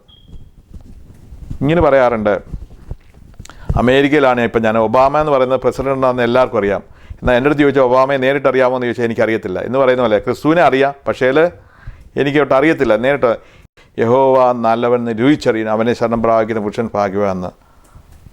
നമ്മൾ യഥാർത്ഥമായിട്ട് അവനെ രുചിച്ചറിഞ്ഞെങ്കിൽ മാത്രമേ നമുക്ക് മനസ്സിലാക്കുവാൻ കഴിയത്തുള്ളൂ. അങ്ങനെ ക്രിസ്തു എന്നിൽ ഉരുവാൻ ഇടയായി. മത്തായി സുവിശേഷം 4:17 വാക്യം കർത്താവ് യേശു ക്രിസ്തു പറയുന്നു, സ്വർഗരാജ്യം സമീപിച്ചിരിക്കാൻ നിങ്ങൾ മാനസാന്തരപ്പെടുവീന്ന് ദൈവത്തിൻ്റെ വചനം പറയുന്നതായിട്ട് നമുക്ക് കാണാം. അപ്പോസ്തലർ 17:30 ദൈവത്തിൻ്റെ വചനം ഇപ്രകാരം വന്നു, അറിയാമയുടെ കാലങ്ങളെ അവൻ ഓർക്കാതെ വണ്ണം എല്ലായിടത്തും എല്ലാവരും മാനസാന്തരപ്പെടണമെന്ന് ദൈവത്തിൻ്റെ വചനം അവിടെ പറയുന്നതായിട്ട് നമുക്ക് കാണാം. 2 പത്രോസ് 3:9 ദൈവവചനം ഇപ്രകാരം പറയുന്നു, ചിലർ താമസമെന്ന് വിചാരിക്കുന്ന കർത്താവിൻ്റെ വാഗ്ദത്തം നിറവേറ്റാൻ താമസിക്കുന്നില്ല, എന്നാൽ എല്ലായിടത്തും എല്ലാവരും മാനസാന്തരപ്പെടണമെന്ന് ദൈവം ആഗ്രഹിക്കുകയും ദീർഘക്ഷമയോടെ കാത്തിരിക്കുകയും ചെയ്യുന്നുള്ള ദൈവത്തിൻ്റെ വചനമാണ്. അപ്പോൾ എല്ലാവരും വീണ്ടും ജനിക്കണം, ഇല്ല മാനസാന്തരപ്പെടണമെന്ന് ദൈവം ആഗ്രഹിക്കുകയും കാത്തിരിക്കുകയും ചെയ്യുന്നു. അതാണ് നിക്കോദീമോസിൻ്റെ അടുത്ത് പറയുന്നത്. നിക്കോദീമോസ് കർത്താവ് യേശു ക്രിസ്തുവിനെ കാണാൻ ചെന്നപ്പോൾ യോഹന്നാൻ 3:3 വാക്ക് പറയുന്നു, ആമീൻ ആമീൻ ഞാൻ നിന്നോട് പറഞ്ഞു, നീ വീണ്ടും ജനിച്ചില്ല എങ്കിൽ സ്വർഗരാജ്യം കാണുകയില്ല എന്ന് പറയുന്നുണ്ട്. വീണ്ടും പറയുന്നുണ്ട്. നീ വെള്ളത്താലും ആത്മാവിനാലും ജനിച്ചില്ലെങ്കിൽ സ്വർഗ്ഗരാജ്യം കടക്കുകയില്ലെന്ന് ദൈവത്തിൻ്റെ വചനം പറയുന്നുണ്ട്. ഞാൻ ഓർക്കണമേ, അവിടെ ചിന്തിക്കാൻ ഒരു വിഷയം, നിക്കോദീമോസ് എന്ന് പറഞ്ഞ ഒരു വ്യക്തിയാണ് ചെന്നത്. അപ്പോൾ അങ്ങനെയുണ്ട്, നിക്കോദീമോസിനെ നീ പോകത്തില്ലെന്ന് പറഞ്ഞാൽ മതിയായിരുന്നു. പക്ഷേ കർത്താവ് യേശുക്രിസ്തു കണ്ടത്, ആമീൻ ആമീൻ, ഞാൻ നിന്നോട് പറയുന്നു, വീണ്ടും ജനിച്ചില്ലെങ്കിൽ സ്വർഗ്ഗരാജ്യത്തിൽ ആർക്കും പോകാൻ കഴിയത്തില്ലെന്ന് ദൈവത്തിൻ്റെ വചനം വ്യക്തമായിട്ട് പറയുന്നു. അത് സഭയുടെ സംഘടനയുടെ ഉപദേശമല്ല, അത് ദൈവത്തിൻ്റെ വചനം വായിക്കുമ്പോൾ മാത്രമേ നമുക്ക് മനസ്സിലാകത്തുള്ളൂ. തുടർന്ന് നാം എന്തിന് മാനസാന്തരപ്പെടണം, അതിൻ്റെ ആവശ്യം എന്താണ്? നമ്മൾ തിരുവചനം പഠിച്ചു കഴിഞ്ഞാൽ കാണാം. റോമാലേഖനം 3:10 നീതിമാൻ ആരുമില്ല, ഒരുത്തൻ പോലുമില്ല ദൈവത്തിൻ്റെ വചനം പറയുന്നു. റോമാലേഖനം 3:23 പറയുന്നു, ഒരു വ്യത്യാസവുമില്ല, എല്ലാവരും പാപം ചെയ്തിരിക്കുന്നു. റോമാലേഖനം 6:23 പാപത്തിൻ്റെ ശമ്പളം മരണമത്രയും ദൈവത്തിൻ്റെ വചനം പറയുന്നു. 1 യോഹന്നാൻ 1:8-9 പറയുന്നെങ്കിൽ, ഒരുവനിൽ പാപമില്ല എന്ന് പറയുമെങ്കിൽ തന്നെ തന്നെ വഞ്ചിക്കുന്നു. എന്നാൽ നമ്മുടെ പാവങ്ങൾ ഏറ്റു പറയുന്നുവെങ്കിൽ അവന് പുത്രനായ യേശുവിൻ്റെ രക്തം സകല പാവവും പോക്കി ശുദ്ധീകരിക്കുന്ന ദൈവത്തിൻ്റെ വചനം കാണുന്നുണ്ട്. ഒരിക്കലും നമ്മൾ മാമോദീസായിലൂടെ മറ്റുള്ള കാര്യത്തിലൂടെ ഒരു വീണ്ടും ജനനം നടക്കുന്നില്ല. നമ്മൾ ദൈവവചന കേൾവിയിലൂടെ മാത്രമേ നമുക്ക് വീണ്ടും ജനിക്കാൻ പറ്റത്തുള്ളൂ. റോമാലേഖനം 10:17 പറയുന്നത്, വിശ്വാസം കേൾവിയാലും കേൾവി ദൈവത്തിൻ്റെ വചനത്താലും.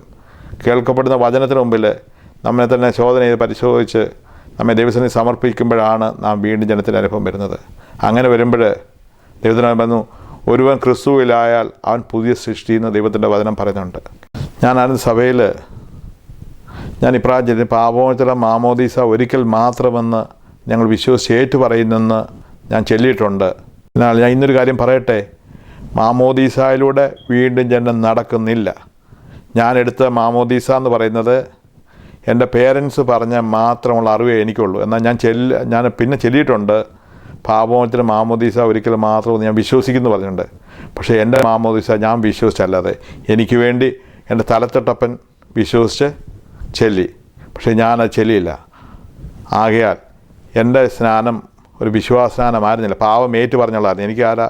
ഞാൻ എൻ്റെ ഡാഡിന്ന് പോലും പപ്പാന്നോ ഇല്ല അപ്പച്ചാന്ന് പോലും വിളിക്കാൻ എനിക്കറിയത്തില്ല. യേശു ആരാ സാത്താൻ ആരാന്ന് എനിക്കറിയത്തില്ലായിരുന്നു. പക്ഷേ എനിക്ക് വേണ്ടി എൻ്റെ ഫാദറിൻ്റെ അനിയൻ എൻ്റെ തലത്തൊട്ടപ്പനായി നിന്നു. ഞാനൊരു തലത്തൊട്ടപ്പനാണ്.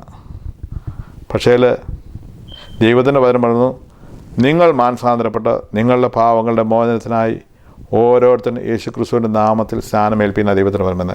അപ്പം ഒരു വ്യക്തിക്ക് വേണ്ടി വേറൊരാൾക്ക് ചെയ്യാൻ പറ്റത്തില്ല, അവനവൻ തന്നെ ചെയ്യേണ്ട കാര്യമാണ്. ദൈവസന്നിധി നിൽക്കുമ്പോൾ നമ്മൾ ഓരോരുത്തരാണ്, നമുക്ക് വേണ്ടി വേറെ ആൾ നിന്നത് പറയാൻ പറ്റത്തില്ല. അപ്പം ദൈവം നോക്കുന്നത് നാം ഏത് കുടുംബത്തിലെയാ, നമ്മുടെ പാരമ്പര്യമൊന്നുമല്ല, ദൈവത്തിൻ്റെ വചനം നാം പ്രമാണിച്ചെന്നുള്ള ദൈവത്തിൻ്റെ വചനം നോക്കുന്നത്. കർത്താവ് എനിക്ക് വേണ്ടിയാണ് മരിച്ചെന്ന് ഹൃദയം കൊണ്ട് വിശ്വസിച്ച് രക്ഷയ്ക്കായി നമ്മൾ വാവുകൊണ്ട് ഏറ്റു പറയുന്ന ദൈവത്തിൻ്റെ വചനം പറയുന്നു. നമ്മൾ അങ്ങനെ രക്ഷയുടെ അനുഭവത്തിൽ പഴയ മനുഷ്യനെ അടക്കുന്ന പ്രക്രിയ സ്നാനത്തിലൂടെ നമ്മൾ യേശുവിനോട് ചേരുന്നതായിട്ടാണ് ദൈവത്തിൻ്റെ വചനം റോമാലേഖനത്തിൽ കാണുന്നത് 6-ാം അധ്യായത്തിൽ. എൻ്റെ വീട്ടിൽ എൻ്റെ മാതാവിനെ എൻ്റെ അപ്പൻ്റെ അനിയന്മാരുടെ മക്കളൊക്കെ അമ്മച്ചി അമ്മച്ചി എന്ന് വിളിക്കുന്നത് ഞാൻ കേട്ടിട്ടുണ്ട്. എന്നാൽ എൻ്റെ വീട്ടിലെ ഒരു പെനി പോലും, ഒരു രൂപ പോലും എൻ്റെ അമ്മ മറ്റുള്ളവർക്ക് ഇല്ലെന്നുണ്ടെങ്കിൽ അതുപോലെ വസ്തുവിൻ്റെ ഒന്നും ദാനധർമ്മം ചെയ്യുന്നവരെ കാണുന്നില്ല. കാര്യം സ്വന്തം വീട്ടിൽ ആ രക്തത്തിൽ ജനിച്ചെങ്കിൽ മാത്രമേ അമ്മ എന്നുള്ള പദവിക്ക് അർഹതയുള്ളൂ, ഇല്ല മകൻ എന്നുള്ളത്. എന്നാൽ അമ്മയുടെ ഇളയ മകനായ ഞാൻ അമ്മയെന്ന് വിളിച്ചാൽ അമ്മയ്ക്കറിയാം ആ വീട്ടിലെ സ്വത്തിന് അവകാശം ഞാനൂടാ എന്ന് പറയുന്ന പോലെ നാം സ്വർഗീയ കുടുംബത്തിൽ, ആ കുടുംബത്തിൽ ജനിക്കാത്തത്തോളം കാലം നമ്മൾ പറയാം, പക്ഷെ ദൈവവചനം അതിനെ അനുശാസിക്കുന്നില്ല. അതാണ് നമ്മളെ പറഞ്ഞ പോലെ അവനെ കൈക്കൊണ്ട് അവൻ്റെ നാമത്തിൽ വിശ്വസിക്കുമ്പോൾ മാത്രമാണ് അവൻ്റെ മക്കളാകുവാൻ അവൻ അധികാരം കൊടുത്തു നൽകുന്നത്. 2000 വർഷങ്ങൾക്ക് മുമ്പ് കർത്താവായ യേശു ക്രിസ്തു എനിക്ക് വേണ്ടിയാണ്, എൻ്റെ രോഗങ്ങൾക്ക് വേണ്ടിയാണ്, എൻ്റെ ശാപത്തിന് വേണ്ടി കാൽവറിയിൽ മരിച്ചുവെന്ന് നമ്മൾ വിശ്വസിച്ച് ഏറ്റു പറയുമ്പോഴാണ് നാം അവൻ്റേതായിട്ട് തീരുന്നത്, ആ കുടുംബത്തിലെ അംഗമായി തീരുന്നത്. അല്ലാത്തടത്തോളം കാലം സഭയുടെ കർമ്മങ്ങളൊക്കെ ചെയ്താൽ സഭയുടെ അംഗത്വം കിട്ടും, പക്ഷേ ദൈവവചനമായിട്ട് ഒരു ബന്ധവുമില്ല. നമ്മളൊന്ന് മാമോദീസ മുങ്ങി അതുകൊണ്ട് വീണ്ടും സ്നാനപ്പെടേണ്ട ആവശ്യമില്ലെന്ന് പഠിപ്പിക്കും. അപ്പം ഞാൻ തുടർന്ന് പറയട്ടെ, സ്നാനം എന്ന് പറയുന്നത് ഒരു പെന്തക്കോസ്ത് സഭയിലോ ഒരു സംഘടനയോടോ ചേരുവാനല്ല. അത് നമ്മൾ തിരുവചനത്തിലൂടെ നമുക്ക് മനസ്സിലാക്കാൻ കഴിയത്തുള്ളൂ. ആരാണ് സ്നാനപ്പെടണം ദൈവത്തിൻ്റെ വചനം വ്യക്തമായിട്ട് പറയുന്നുണ്ട്. മാർക്കോസിന് 16:16 പറയുന്നുണ്ട്, വിശ്വസിക്കുകയും സ്നാനം ഏൽക്കുകയും ചെയ്യുന്ന രക്ഷിക്കപ്പെടുമെന്നാണ് ദൈവത്തിന് പറയുന്നത്. ഒരു വ്യക്തി സ്നാനപ്പെടണമെന്നുണ്ടെങ്കിൽ അത് പൂർണ്ണ ഹൃദയത്തോട് വിശ്വസിച്ചെങ്കിൽ മാത്രമേ സ്നാനപ്പെടാൻ പറ്റത്തുള്ളതാണ് ദൈവത്തിൻ്റെ പ്രമാണം.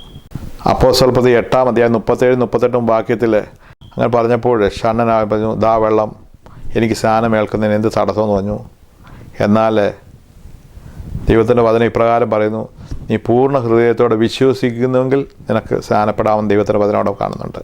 അപ്പോൾ ഒരു വ്യക്തി സ്നാനപ്പെടണമെന്നുണ്ടെങ്കിൽ പൂർണ്ണ ഹൃദയത്തോട് വിശ്വസിച്ചെങ്കിൽ മാത്രമേ സ്നാനപ്പെടാൻ പറ്റത്തുള്ളൂ. ഞാൻ വിശ്വാസം സ്വീകരിച്ചതാണ്. ഇപ്പോൾ സ്നാനക്കുളത്തിൽ ഇറക്കിയിട്ട് ആ ദൈവദാസൻ ചോദിക്കും, നീ ക്രിസ്തുവിനെ രക്ഷകനും നാഥനുമായി സ്വീകരിച്ചുവോ? കർത്താവായ യേശു ക്രിസ്തു നിൻ്റെ പാവങ്ങൾക്ക്, നിൻ്റെ രോഗത്തിനും നിൻ്റെ ശാപത്തിനും വേണ്ടി ആ മരിച്ചത് നീ വിശ്വസിക്കുന്നുണ്ടോ? അവൻ വീണ്ടും മടങ്ങി വരും നീ വിശ്വസിക്കുന്നുണ്ടോ? അങ്ങനെ വിശ്വസിക്കുന്ന നമ്മുടെ വാമൊഴിയാൽ ഏറ്റു പറഞ്ഞെങ്കിൽ മാത്രമേ പിതാവിൻ്റെയും പുത്രൻ്റെയും പരിശുദ്ധാത്മാവിൻ്റെയും നാമത്തിൽ സ്നാനപ്പെടുത്തുക. അല്ലാത്തൊരു വ്യക്തിയെ സ്നാനപ്പെടുത്തുവാൻ ദൈവത്തിൻ്റെ വചനം പറയുന്നില്ല. മത്തായി സുവിശേഷം 3-ാം അധ്യായം അതിൻ്റെ 5-6 വാക്യത്തിൽ പറയുന്നത്, യെരുശലേമിൽ യഹൂദയുള്ളവരൊക്കെയും കടന്നു വന്ന് അവരുടെ പാവങ്ങൾ ഏറ്റുപറഞ്ഞ് യോർദാനിൽ സ്നാനപ്പെട്ടെന്ന്. അപ്പോൾ ഒരു വ്യക്തി സ്നാനപ്പെടണമെന്നുണ്ടെങ്കിൽ പൂർണ്ണ ഹൃദയത്തോടെ വിശ്വസിച്ചെങ്കിൽ സ്നാനപ്പെടാം. രണ്ട്, പാപം ഏറ്റുപറഞ്ഞാണ് നാം സ്നാനപ്പെടുക ദൈവത്തിൻ്റെ വചനം പറയുന്നതായിട്ട് നമുക്ക് കാണാം. അപ്പോസ്തലരുടെ 10-ാം അധ്യായത്തിൽ കൊർന്നല്യോസ് എന്ന് പറഞ്ഞൊരു വ്യക്തി, അവനെക്കുറിച്ച് ദൈവം തന്നെ സാക്ഷ്യം പറഞ്ഞ അവൻ പ്രാർത്ഥിക്കുന്നവനായിരുന്നു, ധർമ്മം കൊടുക്കുന്നവനായിരുന്നു, ദൈവത്തോട് എപ്പോഴും പ്രാർത്ഥിക്കുന്ന വ്യക്തിയായിരുന്നു. ഇതിനെ തുടർന്നുള്ള അധ്യായങ്ങൾ അപ്പോസ്തലരുടെ 10-ാം അധ്യായം അതിനെ തുടർന്ന് നമ്മൾ വായിക്കുമ്പോൾ അവനോട്, കൊർന്നല്യോസേ, നിൻ്റെ പ്രാർത്ഥനയും നിൻ്റെ ധർമ്മവും നിൻ്റെ ധൂപവും എല്ലാം എൻ്റെ അടുത്ത് എത്തി. എന്നാൽ ഈ യോപ്പയിലേക്ക് ആളച്ച് പത്രോസ് എന്നുള്ള ഒരു വ്യക്തിയെ വരുത്തു, അവൻ കടപ്പുറത്ത് ഇന്നാറെ വീട്ടിൽ താമസിക്കുന്നു എന്ന് പറഞ്ഞു. അങ്ങനെ അവനെ വിളിച്ചു വരുത്തി ദൈവത്തിൻ്റെ വചനം കേട്ട് അവിടെ കൂടിയിരുന്നവരുടെ എല്ലാം പരിശുദ്ധാത്മാവ് നിറഞ്ഞു അവരെ അവിടെ സ്നാനപ്പെടുത്തിയായിട്ട് നമുക്ക് കാണാം. അപ്പം വചനം പൂർണ്ണ ഹൃദയത്തോടെ കൈക്കൊണ്ട വ്യക്തി, വിശ്വസിച്ച വ്യക്തിയെ, പാപം ഏറ്റു പറഞ്ഞവരെ, ഇങ്ങനെയുള്ള വ്യക്തിഗതങ്ങളെ മാത്രമേ നമുക്ക് സ്നാനപ്പെടുത്തുവാൻ ദൈവവചനം പറയുന്നുള്ളൂ. മറ്റേത് ഞാൻ പറഞ്ഞല്ലോ, ഞാനാണ് വിശ്വാസത്തിൽ ഒരു കുഞ്ഞിനെ മാമോദിസ മുക്കുന്നതിന് മുമ്പ് അവൻ മരിച്ചു പോയാൽ, പണ്ട് കാലങ്ങളിൽ പള്ളിയിൽ അടക്കത്തില്ലായിരുന്നു, പുരയിടത്തിൽ നമ്മുടെ വീടിൻ്റെ താഴെ എവിടെയെങ്കിലും ആയിരുന്നു അടക്കുന്നത്. എന്നാൽ ഇപ്പം പള്ളിയുടെ എവിടെയെങ്കിലും അടക്കും. മാമോദിസ എന്ന് പറഞ്ഞാൽ ആ പള്ളിയിൽ ഒരു അംഗത്വം കൊടുക്കുക എന്നുള്ളതാണ്. മാമോദിസയിലൂടെ വചനപ്രകാരം ഒരു സ്നാനം നടക്കുന്നില്ല. ദൈവത്തിന് പാപമോചനത്തിന് മാമോദിസ എന്നാണ്. മാമോദിസ എന്ന് പറഞ്ഞൊരു വാക്കുപോലും ബൈബിളിലില്ല. വിശ്വാസസ്നാനം എന്ന് പറയുന്നൊരു വാക്കാണ് അവിടെ ഉപയോഗിച്ചേക്കുന്നത്. ഇതൊക്കെ സഭ നമ്മളെ അറിയാത്ത കാര്യങ്ങൾ പഠിപ്പിച്ചു. അവർ മാനുഷ്യമായ കൽപ്പനകളെ, ഉപദേശങ്ങളെ നമ്മെ പഠിപ്പിന് വ്യർത്ഥമായി ഭജിക്കുന്ന യേശു തന്നെ പറയുന്നുണ്ട്. നമ്മൾ അറിയാതെ അനേക കാര്യങ്ങൾ ചെയ്തു. ഇതിനൊന്നും വചനത്തിൽ തെളിവുകളില്ല.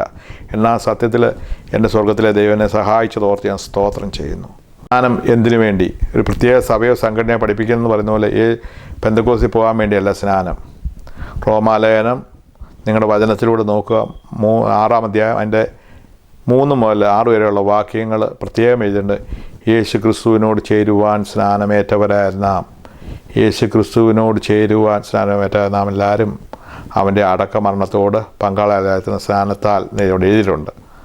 അപ്പം യേശു ക്രിസ്തു സ്നാനത്തിലൂടെ നാം ചെയ്യുന്ന കാര്യം, കർത്താവ് നമുക്ക് വേണ്ടി കാൽവറിയിൽ മരിച്ചു. ആ മരണത്തിലൂടെ നമ്മൾ ചേരുന്നത് ആ സ്നാനത്തിലൂടെയാണ്. റോമാലേഖനം 6-ാമത്തെ വാക്യത്തിൽ ഇങ്ങനെയുണ്ട്, അവൻ്റെ മരണത്തിൻ്റെ സാദൃശ്യത്തോട് നാം ഏകീഭവിച്ചവരായെങ്കിൽ നാം പുനരുത്ഥാനത്തിൽ കാണുമെന്നാണ് ദൈവത്തിൻ്റെ വചനം പറയുന്നത്. അപ്പം യേശുവിനോട് ചേരുവാൻ ഒറ്റ മാർഗ്ഗമേ ഉള്ളൂ, നാം വിശ്വസിച്ച് ആ ജലത്തിൽ സ്നാനപ്പെട്ടെങ്കിൽ മാത്രമേ അവൻ്റെ മരണത്തോട് നമുക്ക് ചേരുവാൻ കഴിയത്തുള്ളൂ. തെസ്സലോനിക്ക ലേഖനത്തിൽ ഇങ്ങനെ 4-ാം അധ്യായത്തിൽ ഇങ്ങനെ പറയുന്നുണ്ട്, കർത്താവൻ ഗംഭീരനാഥ പ്രധാന ദൂതൻ കാഹളം ധ്വനിക്കുമ്പോൾ കർത്താവിൽ മരിച്ചവർ ആദ്യം ഉയർക്കും, പിന്നെ ജീവിച്ചിരിക്കണം. കർത്താവിൽ നാം മരിക്കണമെന്നുണ്ടെങ്കിൽ കർത്താവിൽ നാം ജനിച്ചെങ്കിൽ മാത്രമേ പറ്റത്തുള്ളൂ. അത് വചനപ്രകാരം, വചനം എന്ത് പറയുന്നു അതാണ് നമുക്ക് വരുന്നത്. ഒരു വ്യക്തി എന്ത് പറയുന്നുള്ളതല്ല, പക്ഷേ നമ്മുടെ വചനവുമായിട്ട് നാം ഇതിനെ പരിശോധിക്കുമ്പോൾ മാത്രമേ സത്യം നമുക്ക് മനസ്സിലാകത്തുള്ളൂ. മത്തായി 28-ാം അധ്യായം 18-19 വാക്യത്തിൽ ഇപ്രകാരം വന്നു, സ്വർഗത്തിലും ഭൂമിയിലും സകല അധികാരവും ഞാൻ ആകയാൽ നിങ്ങൾ പുറപ്പെട്ട പിതാവിൻ്റെയും പുത്രൻ്റെയും പരിശുദ്ധാത്മാവിൻ്റെ നാമത്തിൽ സ്നാനപ്പെടുത്തി അവരെ ശിഷ്യരാക്കാനാണ് പറയുന്നത്.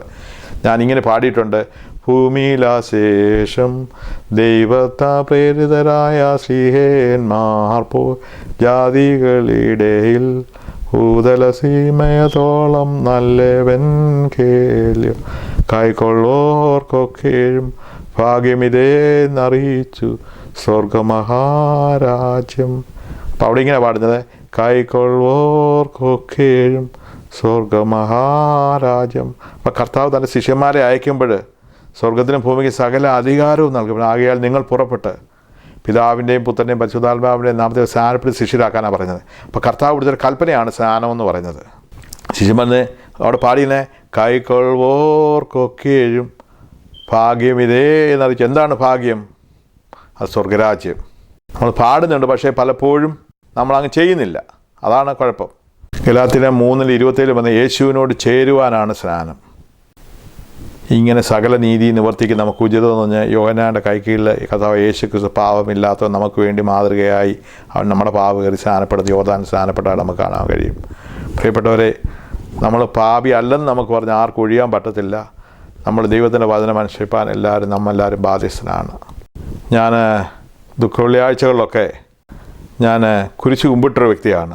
ഞാനിങ്ങനെ ചൊല്ലിയിട്ടുണ്ട്, അതിനാലേ ഞങ്ങളുടെ ആത്മത്തിന് രക്ഷയുണ്ടായി വന്ന സ്ലീബായെ ഞങ്ങൾ കുമ്പിടുന്നു. മശിഹാ തമ്പുരാനെ നീ എഴുന്നള്ളി വരുമ്പോൾ ഞങ്ങളെയും കൂടി ഓർത്ത് കൊള്ളണമെന്ന് കള്ളനോടുകൂടെ ചെല്ലുമ്പോൾ ഞങ്ങൾ കുരിശ് കുമ്പിട്ടിട്ടുണ്ട്. എന്നാൽ ഗലാത്യലേഖനം എടുത്ത് പഠിച്ചു കഴിഞ്ഞാൽ മരത്തിന്മേൽ തൂങ്ങപ്പെട്ടവൻ ശപിക്കപ്പെട്ടവെന്ന് അവിടെ ദൈവത്തിൻ്റെ വചനം പറയുന്നു. യഹൂദന്മാർ കർത്താവായ യേശു ക്രിസ്തുവിന് കൊടുത്തൊരു നീചമായ മരണമാണ് ക്രൂശി മരണം. ഇന്ന് അവരുടെ പ്രമാണം അനുസരിച്ചിട്ട് വൈകുമ്പോഴത്തേന് ആ ബോഡി ആ കുരിശിൽ നിന്ന് എടുത്തു മാറ്റേണ്ടതുണ്ട്. അങ്ങനെ യേശുവിനെ അടക്കി 3 നാൾ കഴിഞ്ഞപ്പോൾ ഉയർത്താൻ പിതാവിൻ്റെ സന്നിധിയിൽ പോയി. അപ്പോഴേ കർത്താവായ യേശു ക്രിസ്തു ജീവിച്ചിരിക്കുമ്പോൾ നമ്മൾ കുരിശിയെ മുത്തിക്കൊണ്ട് പറയേണ്ട കാര്യമില്ല, അതിനാലേ ഞങ്ങളുടെ ആത്മത്തിന് രക്ഷയാണ് സ്ലീബായെ ഞങ്ങൾ കുമ്പിടുന്നെന്ന്. കർത്താവായ യേശു ക്രിസ്തുവിനെ നീച മരത്തിന്മേൽ തൂങ്ങി ശപിക്കപ്പെട്ടെന്നുള്ള വചനപ്രകാരം അവനെ ക്രൂശിൽ തറച്ചു. പക്ഷെ അവൻ അവിടെ കിടന്നില്ല. 3-ാം ദിവസം കല്ലറകളെ ഭേദിച്ച് അവൻ ഉയർത്തിലേക്ക് പോയി. അവൻ തൻ്റെ ജനത്തെ ചേർക്കുവാൻ വീണ്ടും വരും. ആമേൻ. ആ പ്രത്യാശയാണ് നമുക്കുള്ളത്. അപ്പോസ്തലർ 4:12 പറയുന്നു, മറ്റൊരുത്തനിലും രക്ഷയില്ല, ഞാൻ രക്ഷിക്കപ്പെടുവാൻ സ്വർഗത്തിന് ഭൂമിയിലും വേറൊരു മേലായ നാമവുമില്ല. ആ നാമത്തിൽ മാത്രമേ ഉള്ളൂ നമുക്ക് രക്ഷയുള്ളൂ. അവൻ്റെ ജനനത്തിങ്കിൽ തന്നെ പറയുന്നു, അവൻ തൻ്റെ ജനത്തെ പാപത്തിൽ നിന്ന് വിടിവിപ്പാനാണ് അവൻ യേശു എന്ന് പേർ വിളിക്കണമെന്ന്. അപ്പോൾ യേശുവിലൂടെ മാത്രമേ ഉള്ളൂ. അപ്പോഴേ നമ്മുടെ ആരാധന യോഹന്നാന്റെ സുവിശേഷം 14-ാം അധ്യായത്തിൽ ഇങ്ങനെ പറയുന്നുണ്ട്, നിങ്ങൾ എൻ്റെ നാമത്തിൽ നിങ്ങൾ പിതാവിനോട് ചോദിക്കുന്ന കാര്യങ്ങളൊക്കെയും പിതാപുത്രൻ മാത്രമേ ഞാൻ നിങ്ങൾക്ക് നൽകി തരുന്നു. അപ്പോൾ യേശുവിനോട് വേണം നാം ആരാധിക്കേണ്ടത്, യേശുവിനോട് വേണം മധ്യസ്ഥ ഇണക്കാൻ. അല്ലാതെ ഒരു മധ്യസ്ഥതയും ഭൂമിയിലില്ല. പ്രിയപ്പെട്ടവരെ, എന്നെ കേൾക്കുന്ന പ്രിയപ്പെട്ടവരെ, നമ്മൾ ഈ ലോകം വിട്ടു പോകുന്നതിന് മുമ്പ് നമുക്ക് വ്യക്തമായ ഒരു അറിവ് നമ്മുടെ ജീവിതത്തിൽ ഉണ്ടായിരിക്കണം. അറിയാതെ നമ്മൾ ഇവിടുന്ന് പോകരുത്. ഞാൻ തന്നെ ശവസംസ്കാര ശുശ്രൂഷകളൊക്കെ ഒത്തിരി അറ്റൻഡ് ചെയ്തൊരു വ്യക്തിയാണ്. അപ്പം ഞാൻ അവിടെയൊക്കെ ഇങ്ങനെ അറിയാതെ പാടിയിട്ടുണ്ട്. എന്നോട് തന്നെ ചില കാര്യങ്ങൾ ചോദിച്ചിട്ടുണ്ട്, ഞാൻ ഇതെന്തിനാണ് യാഥാർത്ഥ്യം ജനം പുറത്തു വരണം. ഞാനിങ്ങനെ പാടിയിട്ടുണ്ട്, എൻ്റെ ശരീരം ഭക്ഷിച്ചെൻ്റെ രക്തം പാനം ചെയ്തോ പാതാളത്തിൽ പോകാനായി വിടാ ഞാനും അവൻ ജീവിപ്പാൻ അങ്ങത്തേട്ട് മരിച്ചതിനാ എന്നും ഗാത്ര തന്നള്ളിന് മഹത്വം. എൻ്റെ ശരീരം പക്ഷെ അനുഭവിച്ചാൽ ഞാൻ പാതാളത്തിൽ വിടത്തില്ലെന്ന് അവിടെ പാടും. പിന്നെ തുടർന്ന് പാടി, കർത്താവേ നിൻ്റെ രക്തശരീരങ്ങൾ കൈക്കൊണ്ട് ഭക്തരായ മരിച്ചോർ കരുളണമേ, നല്ല ഓർമ്മ നിൻ്റെ മഹത്വം ഉദിക്കുന്ന നാൾ നിൽക്കണം അവർ വലഭാഗത്തിൽ. മരിച്ചു കഴിഞ്ഞ് തൈലം ഒഴിക്കുന്ന സമയത്ത് ഇങ്ങനെ ചൊല്ലുണ്ട്, പ്രയത്നത്തിൽ നിന്നുള്ള വിശ്രാമത്തിൽ നിന്ന് ആയാറിൽ പതിക്കുന്ന ദുഷ്ടന്മാരുടെ പിടിയിൽ നിന്നും ഇവനെ വിടുവിച്ചു കൊള്ളണമേ എന്ന് അവിടെ തൈലം ഒഴിക്കുന്നതായിട്ട് കാണാം. ഇതിൽ കുഴിമാടത്തിലോട്ട് കൊണ്ടുപോകുന്ന സമയത്ത് ഇങ്ങനെ പാടും, വത്സരരെ ദൂരത്തെന്തിനു നിൽക്കുന്നൻ അരികിൽ വരുവീൻ ശ്ലോമോ തരുവീൻ പ്രാർത്ഥിച്ചിടുവീൻ സങ്കടകീർത്തനമെൻ പേർക്കായി ചൊല്ലിടുവീൻ മൃതി പാതാള കവാടത്തിൽ ബന്ധിച്ചെന്നെ. അപ്പോൾ എന്നെ ചിന്തിപ്പിച്ച വിഷയം ഇതാണ്, ഇത്രയും രക്തശരീരങ്ങൾ ഭക്ഷിച്ചൊരു വ്യക്തി എങ്ങനെ ലാസ്റ്റ് മൊമെൻറ്റിൽ ഇങ്ങനെ പാടുവാൻ കഴിയുന്നു? അവൻ പാതാളത്തിൽ ബന്ധിക്കപ്പെട്ടു പോയെന്ന്. അപ്പോൾ നമ്മുടെ ഈ പാടിക്കൂട്ടുകയും ചെല്ലിയതുമല്ല എന്ത് ഒരു പ്രയോജനമില്ലായിപ്പോലെ. പ്രിയപ്പെട്ടവരെ, എനിക്ക് നിങ്ങളോട് പറയുവാനുള്ളത്, സത്യം അറിഞ്ഞ് നിങ്ങൾ പുറത്തു വരണം. കർത്താവായ യേശു ക്രിസ്തുവിനെ നോക്കുക. ദൈവത്തിന് വചനം അവങ്കിലേക്ക് നോക്കിയ പ്രകാശരായി അവരുടെ മുഖം ലജ്ജിച്ചിട്ടില്ല. ഈ സത്യം അറിയുവാൻ സ്വർഗത്തിലെ ദൈവം ഈ അനുഭവ സാക്ഷ്യത്തിലൂടെ നിങ്ങളെ ഇടയാക്കുമാറാകട്ടെ. ഞാനും 31 വർഷക്കാലം ഇതറിയാതെ ഇങ്ങനെ അനേക കാര്യങ്ങൾ ചെയ്ത വ്യക്തിയാണ്. എന്നാൽ എൻ്റെ സ്വർഗത്തിലെ ദൈവം എന്നെ വിടുവിച്ചു. അനേർക്ക് ഈ ദൈവത്തിൻ്റെ വചനം പറഞ്ഞു കൊടുക്കാൻ സ്വർഗത്തിലെ ദൈവം അടിയനെ ഉപയോഗിക്കുന്ന ഓർത്ത് ദൈവത്തെ സ്തുതിക്കുന്നു. നിങ്ങൾക്ക് ഓരോരുത്തരും അനുഗ്രഹമാർക്കട്ടെ എന്ന് പ്രാർത്ഥിക്കുന്നു. എന്നെ നടത്തിയ വഴികളും വിടുവിച്ച വിധങ്ങളെക്കുറിച്ച് ദൈവം എൻ്റെ ജീവിതത്തിൽ ചെയ്ത വിടുതൽ അത് നിങ്ങൾക്ക് ഓരോരുത്തർക്കും അനുഗ്രഹമായിരിക്കട്ടെ എന്ന് ഞാൻ പ്രാർത്ഥിക്കുന്നു. അതിനായിട്ടൊരു വാക്യം വായിക്കുന്നു. 46-ാം സങ്കീർത്തനം അതിൻ്റെ 1-ാമത്തെ വാക്യം, ദൈവം നമ്മുടെ സങ്കേതവും ബലവും കഷ്ടങ്ങളിൽ ഏറ്റവും അടുത്ത തുണയാകുന്നു. ദൈവം നമ്മുടെ സങ്കേതവും ബലവും കഷ്ടങ്ങളിൽ അവന് ഏറ്റവും അടുത്ത തുണയാകുന്നു. ഞാൻ നാട്ടിലായിരിക്കുന്ന സമയത്ത് ഹൈസ്കൂൾ വിദ്യാഭ്യാസത്തിന് മുമ്പ് എൻ്റെ ഇടതുകാലിന് വലിയൊരു വേദന വന്നു. വേദനയല്ല, നീര് കയറിക്കൊണ്ടു. അപ്പോൾ എൻ്റെ മാതാപിതാക്കൾ വിചാരിച്ചു ആ വേദനയെല്ലാം മാറിപ്പോകുമെന്ന് വിചാരിച്ചു. പിറ്റേ ദിവസം ആക്കിയപ്പോൾ അടുത്ത വലതുകാലിന് നീരായി. അങ്ങനെ എനിക്ക് ബെഡിൽ നിന്ന് എഴുന്നേൽക്കുവാൻ കഴിഞ്ഞില്ല, നീര് കാരണം. എന്നാൽ എൻ്റെ മാതാപിതാക്കൾ എന്നെ തോളിലേറ്റിക്കൊണ്ട് ഹോസ്പിറ്റലിൽ കൊണ്ടുപോയി. അവിടെ ചെന്ന് കഴിഞ്ഞപ്പോൾ ഡോക്ടർ പറഞ്ഞു ഇപ്പം കൊണ്ടുവന്ന് നന്നായെന്ന് പറഞ്ഞു. കാര്യം അവർ പറഞ്ഞു എൻ്റെ ഹാർട്ടിനെന്തോ വാൽവിനെന്തോ ഹോളെങ്ങാണ്ട് അങ്ങനെ ഉണ്ടെന്ന് എന്നോട് പറഞ്ഞ് ഞാൻ കേട്ടു. അങ്ങനെ 3 മാസക്കാലം ഞാൻ ആ ഹോസ്പിറ്റലിൽ കിടന്നു. എല്ലാ ആഴ്ചകളിലും എൻ്റെ ഏണിന് ഞാൻ ഇഞ്ചക്ഷൻ എടുക്കുമായിരുന്നു. എന്നാൽ ഞാൻ ഈ പറയുന്ന ടൈം ഇതേ അസുഖത്താൽ എൻ്റെ സെയിം ഏജിലുള്ളവർ, എൻ്റെ കൂടെ പഠിച്ചവർ 2 പേര്, സെയിം സ്കൂളിൽ പഠിച്ചവർ, സെയിം പ്രായക്കാർ, ഒരു ഹിന്ദു സഹോദരനും ഒരു ഞങ്ങളുടെ റിലേറ്റീവ് ഒരു പെൺകുട്ടിയും ഈ ലോകത്തുനിന്ന് മാറ്റപ്പെടുവാനിടയായി. എന്നാൽ എൻ്റെ ദൈവം എന്നെ വിടുവിച്ചു. ഞാൻ ഇന്നും ജീവിക്കുന്നു. ദൈവത്തിൻ്റെ വചനം ഇപ്രകാരം പറയുന്നു, 34-ാം സങ്കീർത്തനത്തിൽ, നീതിമാൻ്റെ അനർത്ഥങ്ങൾ അസംഖ്യമാകുന്നു, യഹോവ എല്ലാത്തിൽ നിന്നും വിടുവിക്കുന്നെന്ന്. എൻ്റെ ദൈവം എന്നെ മരണത്തിൽ നിന്ന് വിടുവിച്ചത് ഓർത്ത് ഞാൻ ദൈവത്തെ സ്തുതിക്കുന്നു. രണ്ടാമതായിട്ട്, ഞാൻ നാട്ടിലായ സമയത്ത് ഞായറാഴ്ചക്കാലം സൺഡേ സ്കൂളൊക്കെ കഴിഞ്ഞിട്ട് ഞാൻ വലിയ ഒരു 4-5 ആൾക്കുള്ള പ്ലാവിൽ കയറി ഫാഷൻ പൂട്ട് പറിക്കാൻ വേണ്ടി അവിടെ കയറി നിന്ന കൊമ്പ് ഒടിഞ്ഞതായിട്ട് എനിക്കറിയാം. പിന്നെ എനിക്കറിയില്ല, ഞാൻ നിലത്ത് വീണു. ഓൾമോസ്റ്റ് 4-5 കളരം ഹൈറ്റുണ്ട്. അപ്പം എൻ്റെ ഫാദറിൻ്റെ ഒരു ഇപ്പാപ്പനെ അപ്പുറത്തിരുന്ന് പശുവിന് കൊടുക്കാൻ വേണ്ടി കപ്പക്കം പരിഞ്ഞുകൊണ്ടിരിക്കുമായിരുന്നു. അപ്പോൾ ഈ ശബ്ദം കേട്ടുകൊണ്ട് നോക്കിയപ്പോൾ ഞാൻ ഈ കളരത്തിൽ നിന്ന് വീണി തറയിൽ കിടക്കുന്നതായിട്ടുണ്ട്. പിന്നെ ഞാൻ കാണുന്നൊരു കാര്യം, ഞാൻ ഞങ്ങളുടെ വീടിൻ്റെ ഊണുമേശയിൽ കിടക്കുകയും എൻ്റെ മുഖത്തെല്ലാം എൻ്റെ വീട്ടുകാർ വെള്ളം തളിച്ച് അപ്പോഴാണ് എനിക്ക് ബോധം വന്നത്. ഞാൻ നോക്കിയപ്പോൾ എൻ്റെ പ്രിയപ്പെട്ടവരെല്ലാം എൻ്റെ ചുറ്റിനും നിൽപ്പുണ്ട്. ഞാൻ ഒരു കാര്യം പറയട്ടെ, എനിക്കൊരു പോറൽ പോലും ഉണ്ടാവാൻ എൻ്റെ സ്വർഗത്തിലെ ദൈവം ഇടയാക്കിയില്ല. ഇവനൊരു അസ്ഥി പോലും ഒടിയുവാൻ എൻ്റെ സ്വർഗത്തിലെ ദൈവം ഇടയാക്കിയില്ല. ഓർത്ത് ഞാൻ ദൈവത്തെ സ്തുതിക്കുന്നു. അവനെൻ്റെ പ്രാണനെ കാത്തു പരിപാലിച്ചു. തുടർന്ന് ഞാൻ അമേരിക്കയിലൊക്കെ വരുന്നതിന് മുമ്പ് 3 പ്രാവശ്യം വെള്ളത്തിൽ വീണ് മരിച്ചു പോകേണ്ടവനായിരുന്നു. 2 പ്രാവശ്യം കല്ലടയാറ്റിലും 1 പ്രാവശ്യം അച്ചൻകോവിലാറ്റിലും.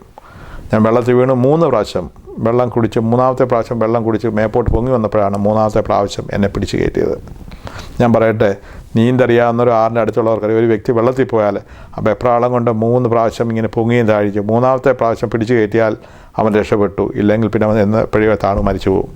എന്നാൽ എൻ്റെ സ്വർഗത്തിലെ ദൈവം എന്നെ അവിടുന്നും ഈ 3ാമത്തെ പ്രാവശ്യം എന്നെ വിടുവിച്ച് ഇന്ന് പകൽക്കാലവും ഞാൻ ജീവിച്ചെൻ്റെ ദൈവത്തെ മഹത്വപ്പെടുത്തുന്നു. ദൈവത്തിൻ്റെ വചനം പറയുന്നു, ഇപ്പോഴോ യാക്കോബേ, നിന്നെ ഇസ്രായേൽ നിർമ്മിച്ച യഹോവ വരുന്നു, ഭയപ്പെടേണ്ട, ഞാൻ നിന്നെ വീണ്ടെടുത്തിരിക്കുന്നു. ഇച്ചിരി അത് കടത്തി പറഞ്ഞാൽ എന്നെ പേർ ചൊല്ലി വിളിച്ചിരിക്കുന്നു. നീ വെള്ളത്തിൽ കൂടെ പോവും, വെള്ളം നിൻ്റെ മീതെ കവിഞ്ഞു വരികയില്ല, അഗ്നിയാൽ നിന്നെ മുക്കുകയില്ല. ദൈവത്തിൻ്റെ വചനം പറയുന്നുണ്ട്. പെരുവെള്ളം നിൻ്റെ മീതെ കവിഞ്ഞാൽ അഗ്നിയാൽ നിന്നെ ദയിപ്പിക്കത്തില്ലെന്നുള്ള വചനം. യഹോവ എന്ന ഞാൻ നിൻ്റെ രക്ഷകന്.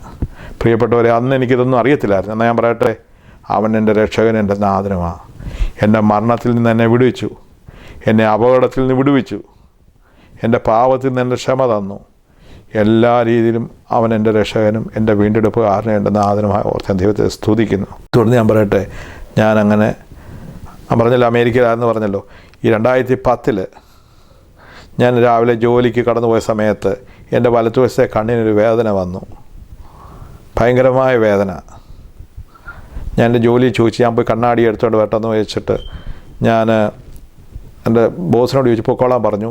ഞാനങ്ങനെ ഹൈവേ കൂടെ വണ്ടി ഓടിച്ച് എൻ്റെ വീട്ടിൽ വന്ന് ഞാൻ കയറി സോഫയിലൊട്ടിയിരുന്നു. ഇതെനിക്ക് തോന്നുന്നത് 2010 ഏപ്രിൽ 4-ാം തീയതിയാണെന്ന് തോന്നുന്നു. കയറി ഇരുന്ന് കഴിഞ്ഞപ്പോൾ ഓൾ ഓഫ് ദ സഡൻ എൻ്റെ ചെറി ഒരു സൈഡിലേക്ക് കോടിപ്പോയി. എൻ്റെ സംസാരശേഷി കംപ്ലീറ്റ് നഷ്ടപ്പെട്ടു. എൻ്റെ ഇടതുകൈയുടെ സ്വാധീനം കംപ്ലീറ്റ് നഷ്ടപ്പെട്ടു. എൻ്റെ നടക്കാനുള്ള കാലിൻ്റെ സ്വാധീനം ഞാൻ പേച്ച് നടക്കുമായിരുന്നു. ഇതൊക്കെ സംഭവിക്കുന്ന ഓൾ ഓഫ് ദ സഡനാണ്. എന്നാ പറയട്ടെ, എൻ്റെ ദൈവത്തെ മഹത്വം. ഞാൻ ഹൈവേ വെച്ച് വണ്ടി ഓടിച്ചപ്പോൾ എനിക്കൊന്നും സംഭവിച്ചില്ല. അവിടെ എൻ്റെ ദൈവം പരിപാലിച്ചു. സാധാരണ വീട്ടിൽ വരുമ്പോൾ എൻ്റെ വൈഫ് ജോലി കഴിഞ്ഞ് ഉറക്കമായിരിക്കും, പക്ഷേ അവൾ അന്ന് ഉറങ്ങിയില്ല. അതിനായിട്ട് എൻ്റെ ദൈവത്തെ സ്തുതിക്കുന്നു. അവളവിടെ ഉണ്ടായിരുന്നു. ഹോസ്പിറ്റലിലേക്ക് കൊണ്ടുപോയപ്പോൾ ഡോക്ടേഴ്സ് എല്ലാം അവിടെ റെഡിയായിട്ട് എനിക്ക് വേണ്ടി നിൽപ്പുണ്ടായിരുന്നു. ഞാൻ എന്തിനെന്ന് പറഞ്ഞു ചോദിച്ചു കഴിഞ്ഞാൽ, എൻ്റെ ജീവിതത്തിൽ പലവിധമായ അഗ്നിയുടെ വെള്ളത്താൽ പിന്നെ പലവിധമായ ശോധനയിൽ കൂടെ പോകുമ്പോഴൊക്കെയും ദൈവം അതാത് സ്ഥാനങ്ങൾ എന്നെ വിടുവിച്ച് ഓർത്ത് എന്ത് ചെയ്തു? 6 മാസം കൊണ്ട് സ്വർഗത്തിലെ ദൈവം എനിക്കെല്ലാം എൻ്റെ സംസാരശേഷി മടക്കി തന്നു, എൻ്റെ കയ്യയുടെ ശേഷി നടക്കി തന്നു, നടക്കാനുള്ള ശേഷി നടക്കി തന്നു. ഞാൻ ചർച്ചിലൊക്കെ പോയി കൈകൊട്ടി ആരാധിക്കണമെന്ന് വിചാരിക്കുന്ന സമയത്ത് ഈ ഇടത്ത് കൈ എൻ്റെ കൂടെ വരത്തില്ലായിരുന്നു, ശബ്ദം പുറത്ത് വരത്തില്ലായിരുന്നു. എൻ്റെ തലച്ചോറിലേക്ക് പോകുന്ന വെയിൻ്റെ അവിടെയാണ് ബ്ലോക്കായി, അങ്ങനെ ബ്ലഡ് സർക്കുലേഷൻ തലയിലോട്ട് പോകുന്നില്ലായിരുന്നു. അങ്ങനെയാണ് പെട്ടെന്ന് സ്ട്രോക്ക് വന്നത്. ഞാൻ പറയട്ടെ, അതിശയവും അത്ഭുതവുമായിട്ട് എൻ്റെ ദൈവം എന്നെ വിടുവിച്ചു. ഞാൻ നിന്നെ സൗഖ്യമാക്കുന്ന യഹോവ എന്ന ദൈവത്തിൻ്റെ വചനത്തോട് അനുഭവിച്ചറിയുവാൻ സ്വർഗത്തിലെ ദൈവം എന്നെ സഹായിച്ചു. പ്രിയപ്പെട്ടവരെ, ഞാൻ ഇത്രയും പറയുമ്പോൾ ഞാൻ ഇന്നൊരു വീൽ ചെയറിൽ ഇരിക്കേണ്ടവനായിരുന്നു. എന്നാൽ എൻ്റെ ദൈവം എന്നെ വീൽ ചെയറിൽ ഇരുത്തിയില്ല. അതിനായിട്ട് എൻ്റെ ദൈവത്തെ സ്തുതിക്കുന്നു. എൻ്റെ സംസാരശേഷി കംപ്ലീറ്റ് നഷ്ടപ്പെട്ടവനായിരുന്നു. എൻ്റെ ദൈവം എനിക്കെല്ലാം മടക്കുന്നു.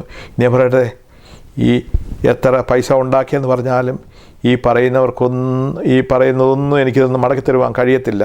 ഈ സമയത്ത് ഞാൻ ഈ പറയുമ്പോൾ എൻ്റെ സ്വന്തം സഹോദരങ്ങൾ, എൻ്റെ കൂട്ടുകാർ, എൻ്റെ അനേക പ്രിയപ്പെട്ടവർ ഈ ഭവനത്തിൽ വന്ന് നിസ്സഹായ അവസ്ഥയെ നോക്കി നിൽക്കുമ്പോൾ അവർക്കൊന്നും എന്നോട് പറയുവാനില്ലായിരുന്നു.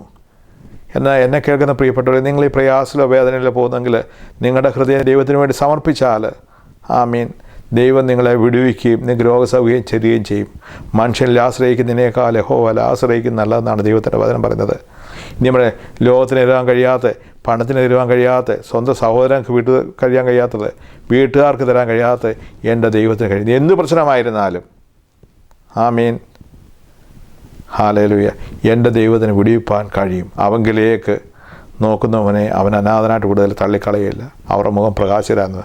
എന്നാൽ ഞാൻ ഒരു കാര്യം തീർത്ത് പറയട്ടെ, നീ രോഗസൗഖ്യം കിട്ടാനോ നിൻ്റെ കടഭാരങ്ങളോ മാറുവാനോ അല്ല നീ യേശുവിനെ കണ്ടുമുട്ടേണ്ടത്. എനിക്ക് നിങ്ങളോട് പറയാനുള്ളത്, എന്നാൽ ഞാനിപ്പോൾ ഇവിടെയാണ് ജോലി ചെയ്യുമ്പോൾ ഞങ്ങൾക്ക് വെക്കേഷൻ ഇവിടെ കിട്ടും. എന്നാൽ വെക്കേഷൻ കിട്ടാൻ വേണ്ടിയല്ല ഞാൻ ജോലി ചെയ്യേണ്ടത്. ജോലി ചെയ്യുമ്പോൾ ആ പായ്ക്കടിയിൽ എന്ന് പറയുന്ന പോലെ കർത്താവ് യേശു ക്രിസ്തുവിലേക്ക് വന്നു കഴിയുമ്പോൾ എൻ്റെ സ്വർഗത്തിലെ ദൈവം ഇതിന്മേലൊക്കെ പരിഹാരം.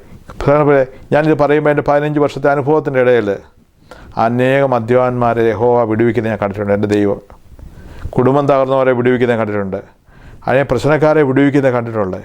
ഞാനൊരു കാര്യം തുറന്ന് പറയട്ടെ, നമ്മുടെ വീട്ടുകാരും നാട്ടുകാരും എല്ലാം നമുക്ക് സ്വാധീനവും പണവും ഒക്കെ ഉണ്ടെങ്കിൽ നമ്മോട് നിൽക്കും, ഇല്ലെങ്കിൽ നമ്മളെ വേണ്ട രീതിയിൽ കെയർ ചെയ്യത്തില്ല. എന്നാൽ ഞാൻ ഈ പറയുന്ന ലോകവും നമ്മുടെ ഉദ്യോഗങ്ങളൊക്കെ നമ്മുടെ ആ പഠിത്തവും കാര്യങ്ങളൊക്കെ നോക്കിയാണ് നമുക്ക് സ്ഥാനമാനം. എന്നാൽ നമ്മുടെ ഒരു യോഗ്യതയെയും നോക്കാൻ നമ്മെ സ്വീകരിക്കുന്ന ഒരു ഇതിനാണ് നമ്മുടെ യേശു. ആമീൻ, ഹല്ലേലൂയ. നമ്മുടെ എത്ര കുറവുകളുണ്ട്, ആ കുറവുകളോടുകൂടി തന്നെയാണ് അവൻ സ്വീകരിക്കുന്നത് നമ്മെ. നമ്മുടെ വീട്ടുകാരാണ് ഈ അതിനെ ഇപ്രകാരം പെറ്റ് തൻ്റെ കുഞ്ഞിനെ മറക്കുമോ? മറന്നാൽ ഞാൻ നിന്നെ മറക്കത്തില്ലെന്ന ദൈവത്തിന് പറയവേ. അന്നേ പ്രിയപ്പെട്ടവർ, ഇനിയും ഞാൻ നിൻ്റെ മകനല്ലെന്ന് ചിലപ്പോൾ വീണ്ടപ്പെട്ട് വരും, കൂട്ടുകാർ കയറിയില്ലെന്ന് വരും. പക്ഷേ ഒരു കാര്യം പറ്റേ, ദൈവത്തിൻ്റെ വചനം പറഞ്ഞ പോലെ 46-ാം അധ്യായം സങ്കീർത്തനം 46 പറഞ്ഞു, അവൻ നമ്മുടെ സങ്കേതവും പോലും കഷ്ടങ്ങൾ അവൻ ഏറ്റവും അടുത്ത തുണയാണ്. പ്രിയപ്പെട്ടവരെ, എല്ലാവരും മാറിപ്പോവും. നിങ്ങളുടെ മക്കൾ ഇപ്പം ഞാൻ പറയാം, ഉദാഹരണം ഞാൻ പറയട്ടെ. ഇപ്പം നമ്മുടെ ഭാര്യ ഭർത്താവ് കുടുംബമായിട്ട് ജീവിക്കുന്നല്ലോ. നമ്മൾ ഭർത്താവിനെ ഭാര്യ വിളിച്ച് പറയും, അച്ഛാൻ പോയിട്ട് വാ പറയും. നമ്മുടെ പിള്ളേരാണെങ്കിൽ നമ്മുടെ പ്രിയപ്പെട്ടവരൊക്കെയും 1 മണിക്കൂർ 1.5 മണിക്കൂറൊക്കെ വന്ന് നമ്മളോട് ഇരിക്കുന്നാൽ നാം ദൈവത്തിൻ്റെ കരങ്ങളിലാണോ? അവൻ നമ്മെ ഒരിക്കലും കൈവിടുകയില്ല, ഉപേക്ഷിക്കത്തില്ല. നമ്മുടെ രോഗശൈലിയിൽ നമ്മുടെ കൂടെ നമ്മുടെ കിടക്ക മാറ്റി വിരിക്കുന്നവനാവൻ നമ്മുടെ ദൈവം. നമ്മുടെ കണ്ണീർ ഒപ്പുന്ന ദൈവമാണ് അവൻ നമ്മുടെ ദൈവം. 2011 ഞാൻ പറയട്ടെ, തുടർന്ന് എനിക്ക് നടക്കുമ്പോൾ എൻ്റെ ചെസ്റ്റ് ടൈറ്റ് ആകുമായിരുന്നു. എനിക്ക് ബ്രീത്ത് ചെയ്യാൻ പറ്റത്തില്ലായിരുന്നു. ചില സമയത്ത് കുളിച്ചുകൊണ്ടിരിക്കുമ്പോൾ ചെസ്റ്റ് ടൈറ്റ് ആയിട്ടുണ്ട്, കിടന്നുറങ്ങുമ്പോൾ ആയിട്ടുണ്ട്. പല സമയങ്ങളിൽ ജോലി ചെയ്തുകൊണ്ടിരിക്കുമ്പോഴൊക്കെ എൻ്റെ ചെസ്റ്റ് ആയിട്ടുണ്ട്. പിന്നെ എനിക്ക് ബ്രീത്ത് ചെയ്യാൻ പറ്റത്തില്ല. പിന്നെ അവിടെ നിൽക്കുമ്പോൾ മാത്രമേ പിന്നെ കുറച്ച് ശ്വാസം എനിക്ക് കിട്ടത്തുള്ളൂ. ഞാൻ ഡോക്ടറെ അടുത്ത് ചെന്നപ്പോൾ ഡോക്ടർ പറഞ്ഞു, നീ ഇതുകൊണ്ട് എങ്ങനെയൊക്കെ ഇത്രയും നാൾ നടന്നെന്ന് ചോദിച്ചു. ഞാൻ പറഞ്ഞു, എൻ്റെ ദൈവം എന്നെ നടത്തിയെന്ന് പറഞ്ഞു. എടുത്ത് ചോദിച്ചു, നിനക്ക് പിള്ളേരില്ല? ഞാൻ പറഞ്ഞു, 2 പിള്ളേരുണ്ട്. അവരെ കല്യാണം കഴിച്ച് കാണണ്ട എന്ന് കാണണം. ഞാൻ പറഞ്ഞു, രോഗപ്രായ പിതാവ് എന്നുള്ള നിലയ്ക്ക് കാണണം. എന്നാൽ എൻ്റെ സ്വർഗത്തിലെ ദൈവം അനുഭവിച്ചാൽ മാത്രമേ എനിക്ക് കാണാൻ പറ്റുള്ളൂ എന്ന് ഞാൻ അവരോട് പറഞ്ഞു. എന്ന് പറഞ്ഞാൽ മരുന്നെടുക്കുന്നതിനൊന്നും എതിരില്ല. പക്ഷേ ഒരു കാര്യമുണ്ട്, ഈ ഡോക്ടറിനേക്കാളും നമ്മുടെ ഓരോ അവയവങ്ങൾ ഓർഗനൈസേഷൻ നമ്മുടെ ദൈവത്തിലായിരിക്കണം നമ്മുടെ ആശ്രയം. മരുന്നെടുക്കുന്നതിനെ എതിര് പറയത്തില്ല. പക്ഷേ ഒരു കാര്യമുണ്ട്, ഡോക്ടറൊക്കെ സാഹചര്യം അനുസരിച്ച് മാറ്റി പറയുമ്പോൾ ഡോക്ടർമാർ തള്ളിയ കേസ് പോലും എൻ്റെ ദൈവം വിടുവിക്കുന്ന അനേക കേസുകൾ ഞാൻ കണ്ടിട്ടുണ്ട്. എൻ്റെ കണ്ണാൽ ഈ 15 വർഷത്തെ അനുഭവത്തിൻ്റെ ഇടയിൽ എനിക്ക് കാണാൻ കഴിഞ്ഞിട്ടുണ്ട്. എന്നെ കേൾക്കുന്ന പ്രിയപ്പെട്ടവരെ, ഞാൻ ഇത്രയും പറഞ്ഞത് നിങ്ങളുടെ പ്രശ്നം എന്താണെന്ന് ഞാൻ അറിയുന്നില്ല. എന്നാൽ നിങ്ങൾ ഏത് സാഹചര്യത്തിലാണെങ്കിലും ആര് തള്ളിയാലും നീ ദൈവസന്നിധി നിന്നെ തന്നെ സമർപ്പിച്ച് കൊടുക്കും. യേശുവിന് നിന്നെ തന്നെ കൊടുക്കുമെന്നുണ്ടെങ്കിൽ യേശു നിൻ്റെ ഭവനത്തിൽ വന്നു കഴിയുമ്പോൾ, നിൻ്റെ ഹൃദയത്തിൽ വന്നു കഴിയുമ്പോൾ നിൻ്റെ അവസ്ഥകൾ കംപ്ലീറ്റ് മാറ്റം വരും. പ്രിയപ്പെട്ടവരെ, ഇന്നും എന്നെ ട്രീറ്റ് ചെയ്ത ഡോക്ടേഴ്സിനെ വിശ്വസിക്കാൻ കഴിയുന്ന കാര്യം, എൻ്റെ വൈഫ് ഹോസ്പിറ്റലിൽ ജോലി ചെയ്യുന്ന അവളോട് ചോദിക്കും, സ്ട്രോക്ക് വന്നിട്ട് ഒരു വ്യക്തി പരസഹായമില്ലാതെ എണ്ണിച്ച് കിടക്കുന്നത് ഈ പുള്ളി മാത്രമേ ഉള്ളെന്ന് അവരെപ്പോഴും പറയും. ഇന്ന് കൃപയാ പറയട്ടെ, എൻ്റെ ദൈവം എന്നെ നടത്തുന്നു. എനിക്ക് എൻ്റേന്ന് പറയാനൊന്നുമില്ല, എൻ്റെ ദൈവം തന്നല്ലാതെ എൻ്റെ ജീവിതത്തിൽ എനിക്കൊന്നുമില്ല. ഞാൻ ധൈര്യത്തോട് പറയട്ടെ, എൻ്റെ ദൈവം ജീവിക്കുന്നു, അതിനാൽ ഞാൻ ജീവിക്കുന്നു. എനിക്ക് അത്രയേ പറയാനുള്ളൂ. ഈ പറയുന്നൊന്നിനും എൻ്റെ വിഷയത്തിൽ വരികയാൻ കഴിയില്ല. പ്രിയപ്പെട്ടവരെ, ഞാനിങ്ങനെ പറയട്ടെ, നിങ്ങൾക്ക് ചിലപ്പോൾ ഒരു ജോലി വാങ്ങിച്ചു തരാൻ കഴിയും ഒരാൾക്ക്, അപ്പോൾ പണം കടം തരാൻ കഴിയും, അല്ലെങ്കിൽ ഒരു റൈഡ് തരാൻ കഴിയും. പക്ഷേ നിങ്ങളായിരിക്കുന്ന വിഷയത്തിന് മേൽ സ്വർഗത്തിലെ ദൈവത്തിനല്ലാതെ നിങ്ങളുടെ വിഷയത്തിന് പരിഹാരം തരാൻ ഒരു വ്യക്തിക്ക് പോലും കഴിയത്തില്ല. അവന് മാത്രമേ ഉള്ളൂ നിങ്ങളുടെ വിഷയങ്ങൾ അറിയാവുന്നൊരു വ്യക്തി. മറ്റവരൊക്കെയും പറയുമ്പോഴേ അറിയത്തുള്ളൂ. പക്ഷെ നാം ആയിരിക്കുന്ന അവസ്ഥയിൽ നമ്മെ വിടുവിക്കുന്ന ഒരുവനേ ഉള്ളൂ, അവനാണ് നമ്മുടെ യേശു ക്രിസ്തു. നിങ്ങളെ തന്നെ സമർപ്പിക്കുമെങ്കിൽ അവൻ അതിന്മേലൊക്കെ നിങ്ങൾക്ക് വിടുതരുവാൻ ശക്തനാണ്. എൻ്റെ ജീവിത അനുഭവത്തിലൂടെ ഞാൻ പറയട്ടെ. എന്നിട്ട് ഞാൻ പറഞ്ഞാൽ എൻ്റെ അനുഭവം പറഞ്ഞു. എന്നിട്ട് അവരെ ഹോസ്പിറ്റലുകാർ അവരുടെ പരസ്യത്തിന് വേണ്ടി ചാനൽ 11 ന്യൂസ്, TV ന്യൂസുകാരെ വിളിച്ചു, ഡോക്ടേഴ്സിനെ വിളിച്ചു, ഞങ്ങളെയും വിളിച്ചു. അവർക്ക് പരസ്യം കൊടുക്കണമെന്ന്. കാര്യം അവർ കമ്പ്യൂട്ടർ നോക്കിയപ്പം സ്ട്രോക്ക് വന്നിട്ട് പല സഹായമില്ലാതെ വിടുവിച്ച ഒരു ദൈവ വ്യക്തി. ഞാൻ അതുകൊണ്ട് പറയട്ടെ, എന്നാൽ ഞാൻ പോയില്ല. കാര്യം എൻ്റെ യേശു എന്നെ വിടുവിച്ചത്. ഞാൻ ഹോസ്പിറ്റലിൽ പോയി മരുന്നെടുത്തു അല്ല തന്നു, അവരെ ദൈവം എനിക്ക് വേണ്ടി ഉപയോഗിച്ചു. പക്ഷേ അതിനൊക്കെ ഉപരിയായിട്ട് എൻ്റെ സ്വർഗത്തിലെ ദൈവം എന്നെ വിടുവിച്ചുകൊണ്ടാണ് ഞാൻ ഇരിക്കുന്നത്. ഡോക്ടേഴ്സ് ആണെങ്കിലും പറയും, ഞങ്ങൾ ചെയ്യാനുള്ള ചെയ്ത് ഇനി നിങ്ങൾ പ്രാർത്ഥിക്കുന്നവരെ. പ്രിയ ദൈവത്തിലെ ആവശ്യമായി നമ്മൾ സമർപ്പിക്കുമെങ്കിൽ നമുക്കറിയാം. ദൈവത്തിൻ്റെ വചനത്തോട് പറയട്ടെ, 12 സംവത്സരം രക്തസ്രാവമായ സ്ത്രീയെ, അവളെക്കുറിച്ച് പറയുന്നത് ഇങ്ങനെയാണ്. അവർ പല വൈദ്യന്മാരെടുത്ത് പോയി, അവിടെ ഉണ്ടായിരുന്ന മുതലെല്ലാം അവൾക്ക് നഷ്ടപ്പെട്ടു. യേശുവിനെക്കുറിച്ച് കേട്ട് കഴിഞ്ഞപ്പോൾ അവൾ അവൻ്റെ വസ്ത്രത്തിലൊന്ന് തൊട്ടു. അവളോട് തന്നെ പറഞ്ഞു, അവൾ അതുവരെയും മനുഷ്യൻ്റെ ആശ്രയിലും ഡോക്ടറിൻ്റെ ആശ്രയിലും അവിടെ സ്വാധീനിക്കാവുന്നതെല്ലാം പോയി. എന്നാൽ ലാസ്റ്റിൽ അവൾ വെച്ചു, ഇനിയും അവൻ്റെ വസ്ത്രത്തിൽ തൊട്ടാൽ നമുക്ക് സൗഖ്യം വരുമെന്ന് അവളുടെ ഉള്ളുകൊണ്ട് പറഞ്ഞു. അവൾ വിശ്വസിക്കുക മാത്രമല്ല, വിശ്വാസത്തിൽ അവൾ സ്റ്റെപ്പ് വെച്ചു. അങ്ങനെ ചെന്ന് കഴിഞ്ഞപ്പോൾ അവൻ്റെ വസ്ത്രത്തിൽ തൊണ്ടപ്പോൾ അവങ്കിൽ നിന്ന് ശക്തി പുറപ്പെട്ടു. അവൾക്ക് സൗഖ്യം കിട്ടിയാൽ നമുക്ക് അവിടെ കാണുവാൻ കഴിയുന്നുണ്ട്. പറയുന്ന മകളെ സമാധാനത്തോടെ പോവുക എന്നവിടെ പറയുന്നുണ്ട്. അവൾ വരണ്ടവൻ്റെ അടുത്ത് വന്നു കഴിഞ്ഞപ്പോൾ അവിടെ വിഷയത്തിന് പരിഹാരമായി. എന്നെ കേൾക്കുന്ന പ്രിയപ്പെട്ടവരെ, നമ്മൾ മനുഷ്യനിൽ ആശ്രയിക്കുന്നതിനേക്കാൾ യഹോവയിൽ ആശ്രയിക്കുന്നത്, പ്രഭുക്കന്മാരിൽ ആശ്രയിക്കുന്നതിനേക്കാൾ യഹോവയിൽ ആശ്രയിക്കുന്ന നല്ലത്. ഒരു മനുഷ്യനൊരു വാക്ക് പറഞ്ഞാൽ മാറ്റി പറയും. ഇന്ന് തരാമെന്ന് ചിലപ്പോൾ തന്നില്ലെന്ന് വരും. എന്നാൽ സ്വർഗത്തിലെ ദൈവം ഒരു വാക്ക് പറഞ്ഞാൽ ആ വാക്ക് മാറി പറയുന്ന ദൈവമല്ല. ഞാൻ തന്നെ ചോദിച്ചിട്ടുള്ളതും അനേകം എന്നോട് ചോദിച്ച ഒരു കാര്യമാണ്, എന്തിനാണ് പെന്തക്കോസ്തിലുള്ളവർ ഇത്രയും സ്തോത്രം പറയുന്നത്, ഹല്ലേലൂയ പറയുന്നത്, അവർക്ക് പെല്ല പ്രാർത്ഥിച്ചാൽ പോരാ എന്നൊക്കെ എന്നോട് ചോദിച്ചിട്ടുണ്ട്. ഞാനും ചോദിച്ചിട്ടുണ്ട്. എന്നാൽ ഞാൻ വചനമറിയാതെ ഞാൻ ഇപ്രകാരം പാടിയിട്ടുണ്ട്. ഞാൻ ആയിരുന്ന സഭയിൽ, നിൻ സ്തുതിയും ഹാലേലുയായും കർത്താവേ ഞാൻ നിർത്തരുതേ, വിധി നീതി കയ്യോ ചെയ്യരുതേ, ഞാൻ പാതകിയെന്നറിയുന്നൻ സർവകടങ്ങളും ആരാഞ്ഞ നരകം താതൻ അവകാശം, നിന്നെ വിളിപ്പാൻ കഴിവന്യേ മൗനം മൃതിയാൽ ഞാൻ പോകും, നീക്കുക കൃപയാലൻ പാപം. പ്രിയപ്പെട്ടവരെ, അന്ന് ഞാൻ വചനം അറിയാതെ ഞാൻ പാടി. എന്നാൽ സത്യമനുസരിച്ച് വന്നു കഴിഞ്ഞപ്പോൾ എനിക്ക് മനസ്സിലായി. അവിടെ ആ സമയത്ത് പറയും, അച്ഛൻ ഇങ്ങനെ പറയും, സ്തുതിയും സ്തോത്രവും പ്രഭയും പുകഴ്ചയും മാഞ്ഞു പോകാത്ത നല്ല ഉന്നതിയും സദാ നേരങ്ങൾ ഇടപെടാതെ കരയേറ്റുവാൻ ഞങ്ങളെ യോഗ്യരാക്കി തീർക്കണമെന്ന് ബഹുമാനപ്പെട്ട അച്ഛൻ ചൊല്ലിയിട്ടുണ്ട്. പക്ഷേ സ്തുതിയും സ്തോത്രവും എന്ന് പറയുന്നത്, ദൈവത്തിൻ്റെ വചനം പറയുന്നു, സ്തോത്രമെന്ന യാഗം അർപ്പിക്കുന്നവൻ, 50-ാം സങ്കീർത്തനത്തിൽ സ്തോത്രമെന്ന യാഗം അർപ്പിക്കുന്നവൻ എന്നെ മഹത്വപ്പെടുത്തുന്ന ദൈവത്തിൻ്റെ വചനം പറയുന്നത്. യാക്കോബിൻ്റെ ലേഖനത്തിൽ അധരഫലം എന്ന സ്തോത്രയാഗമെന്ന് അവിടെ എഴുതിയിട്ടുണ്ട്. അപ്പോൾ ഒരു വ്യക്തി സ്തോത്രം പറയുന്നെങ്കിൽ, ഹല്ലേലൂയ പറയുന്നുവെങ്കിൽ നാം ദൈവത്തിന് മഹത്വം കൊടുക്കുക. ദൈവത്തിൻ്റെ വചനം നോക്കിക്കഴിഞ്ഞാൽ സ്തുതിക്കുന്നത് നേരുള്ളവർക്ക് ഉചിതമെന്ന് ദൈവത്തിൻ്റെ വചനത്തിൽ കാണുവാൻ കഴിയും. ഒരു വ്യക്തി സ്തോത്രം പറയുകയോ ഹല്ലേലൂയ ചെയ്യുന്നതിന് പണ്ടൊക്കെ ഞാൻ എന്തിനാണ് ഇത്രയും പറയുന്നതൊക്കെ ഞാൻ ചോദിച്ചിട്ടുണ്ട്.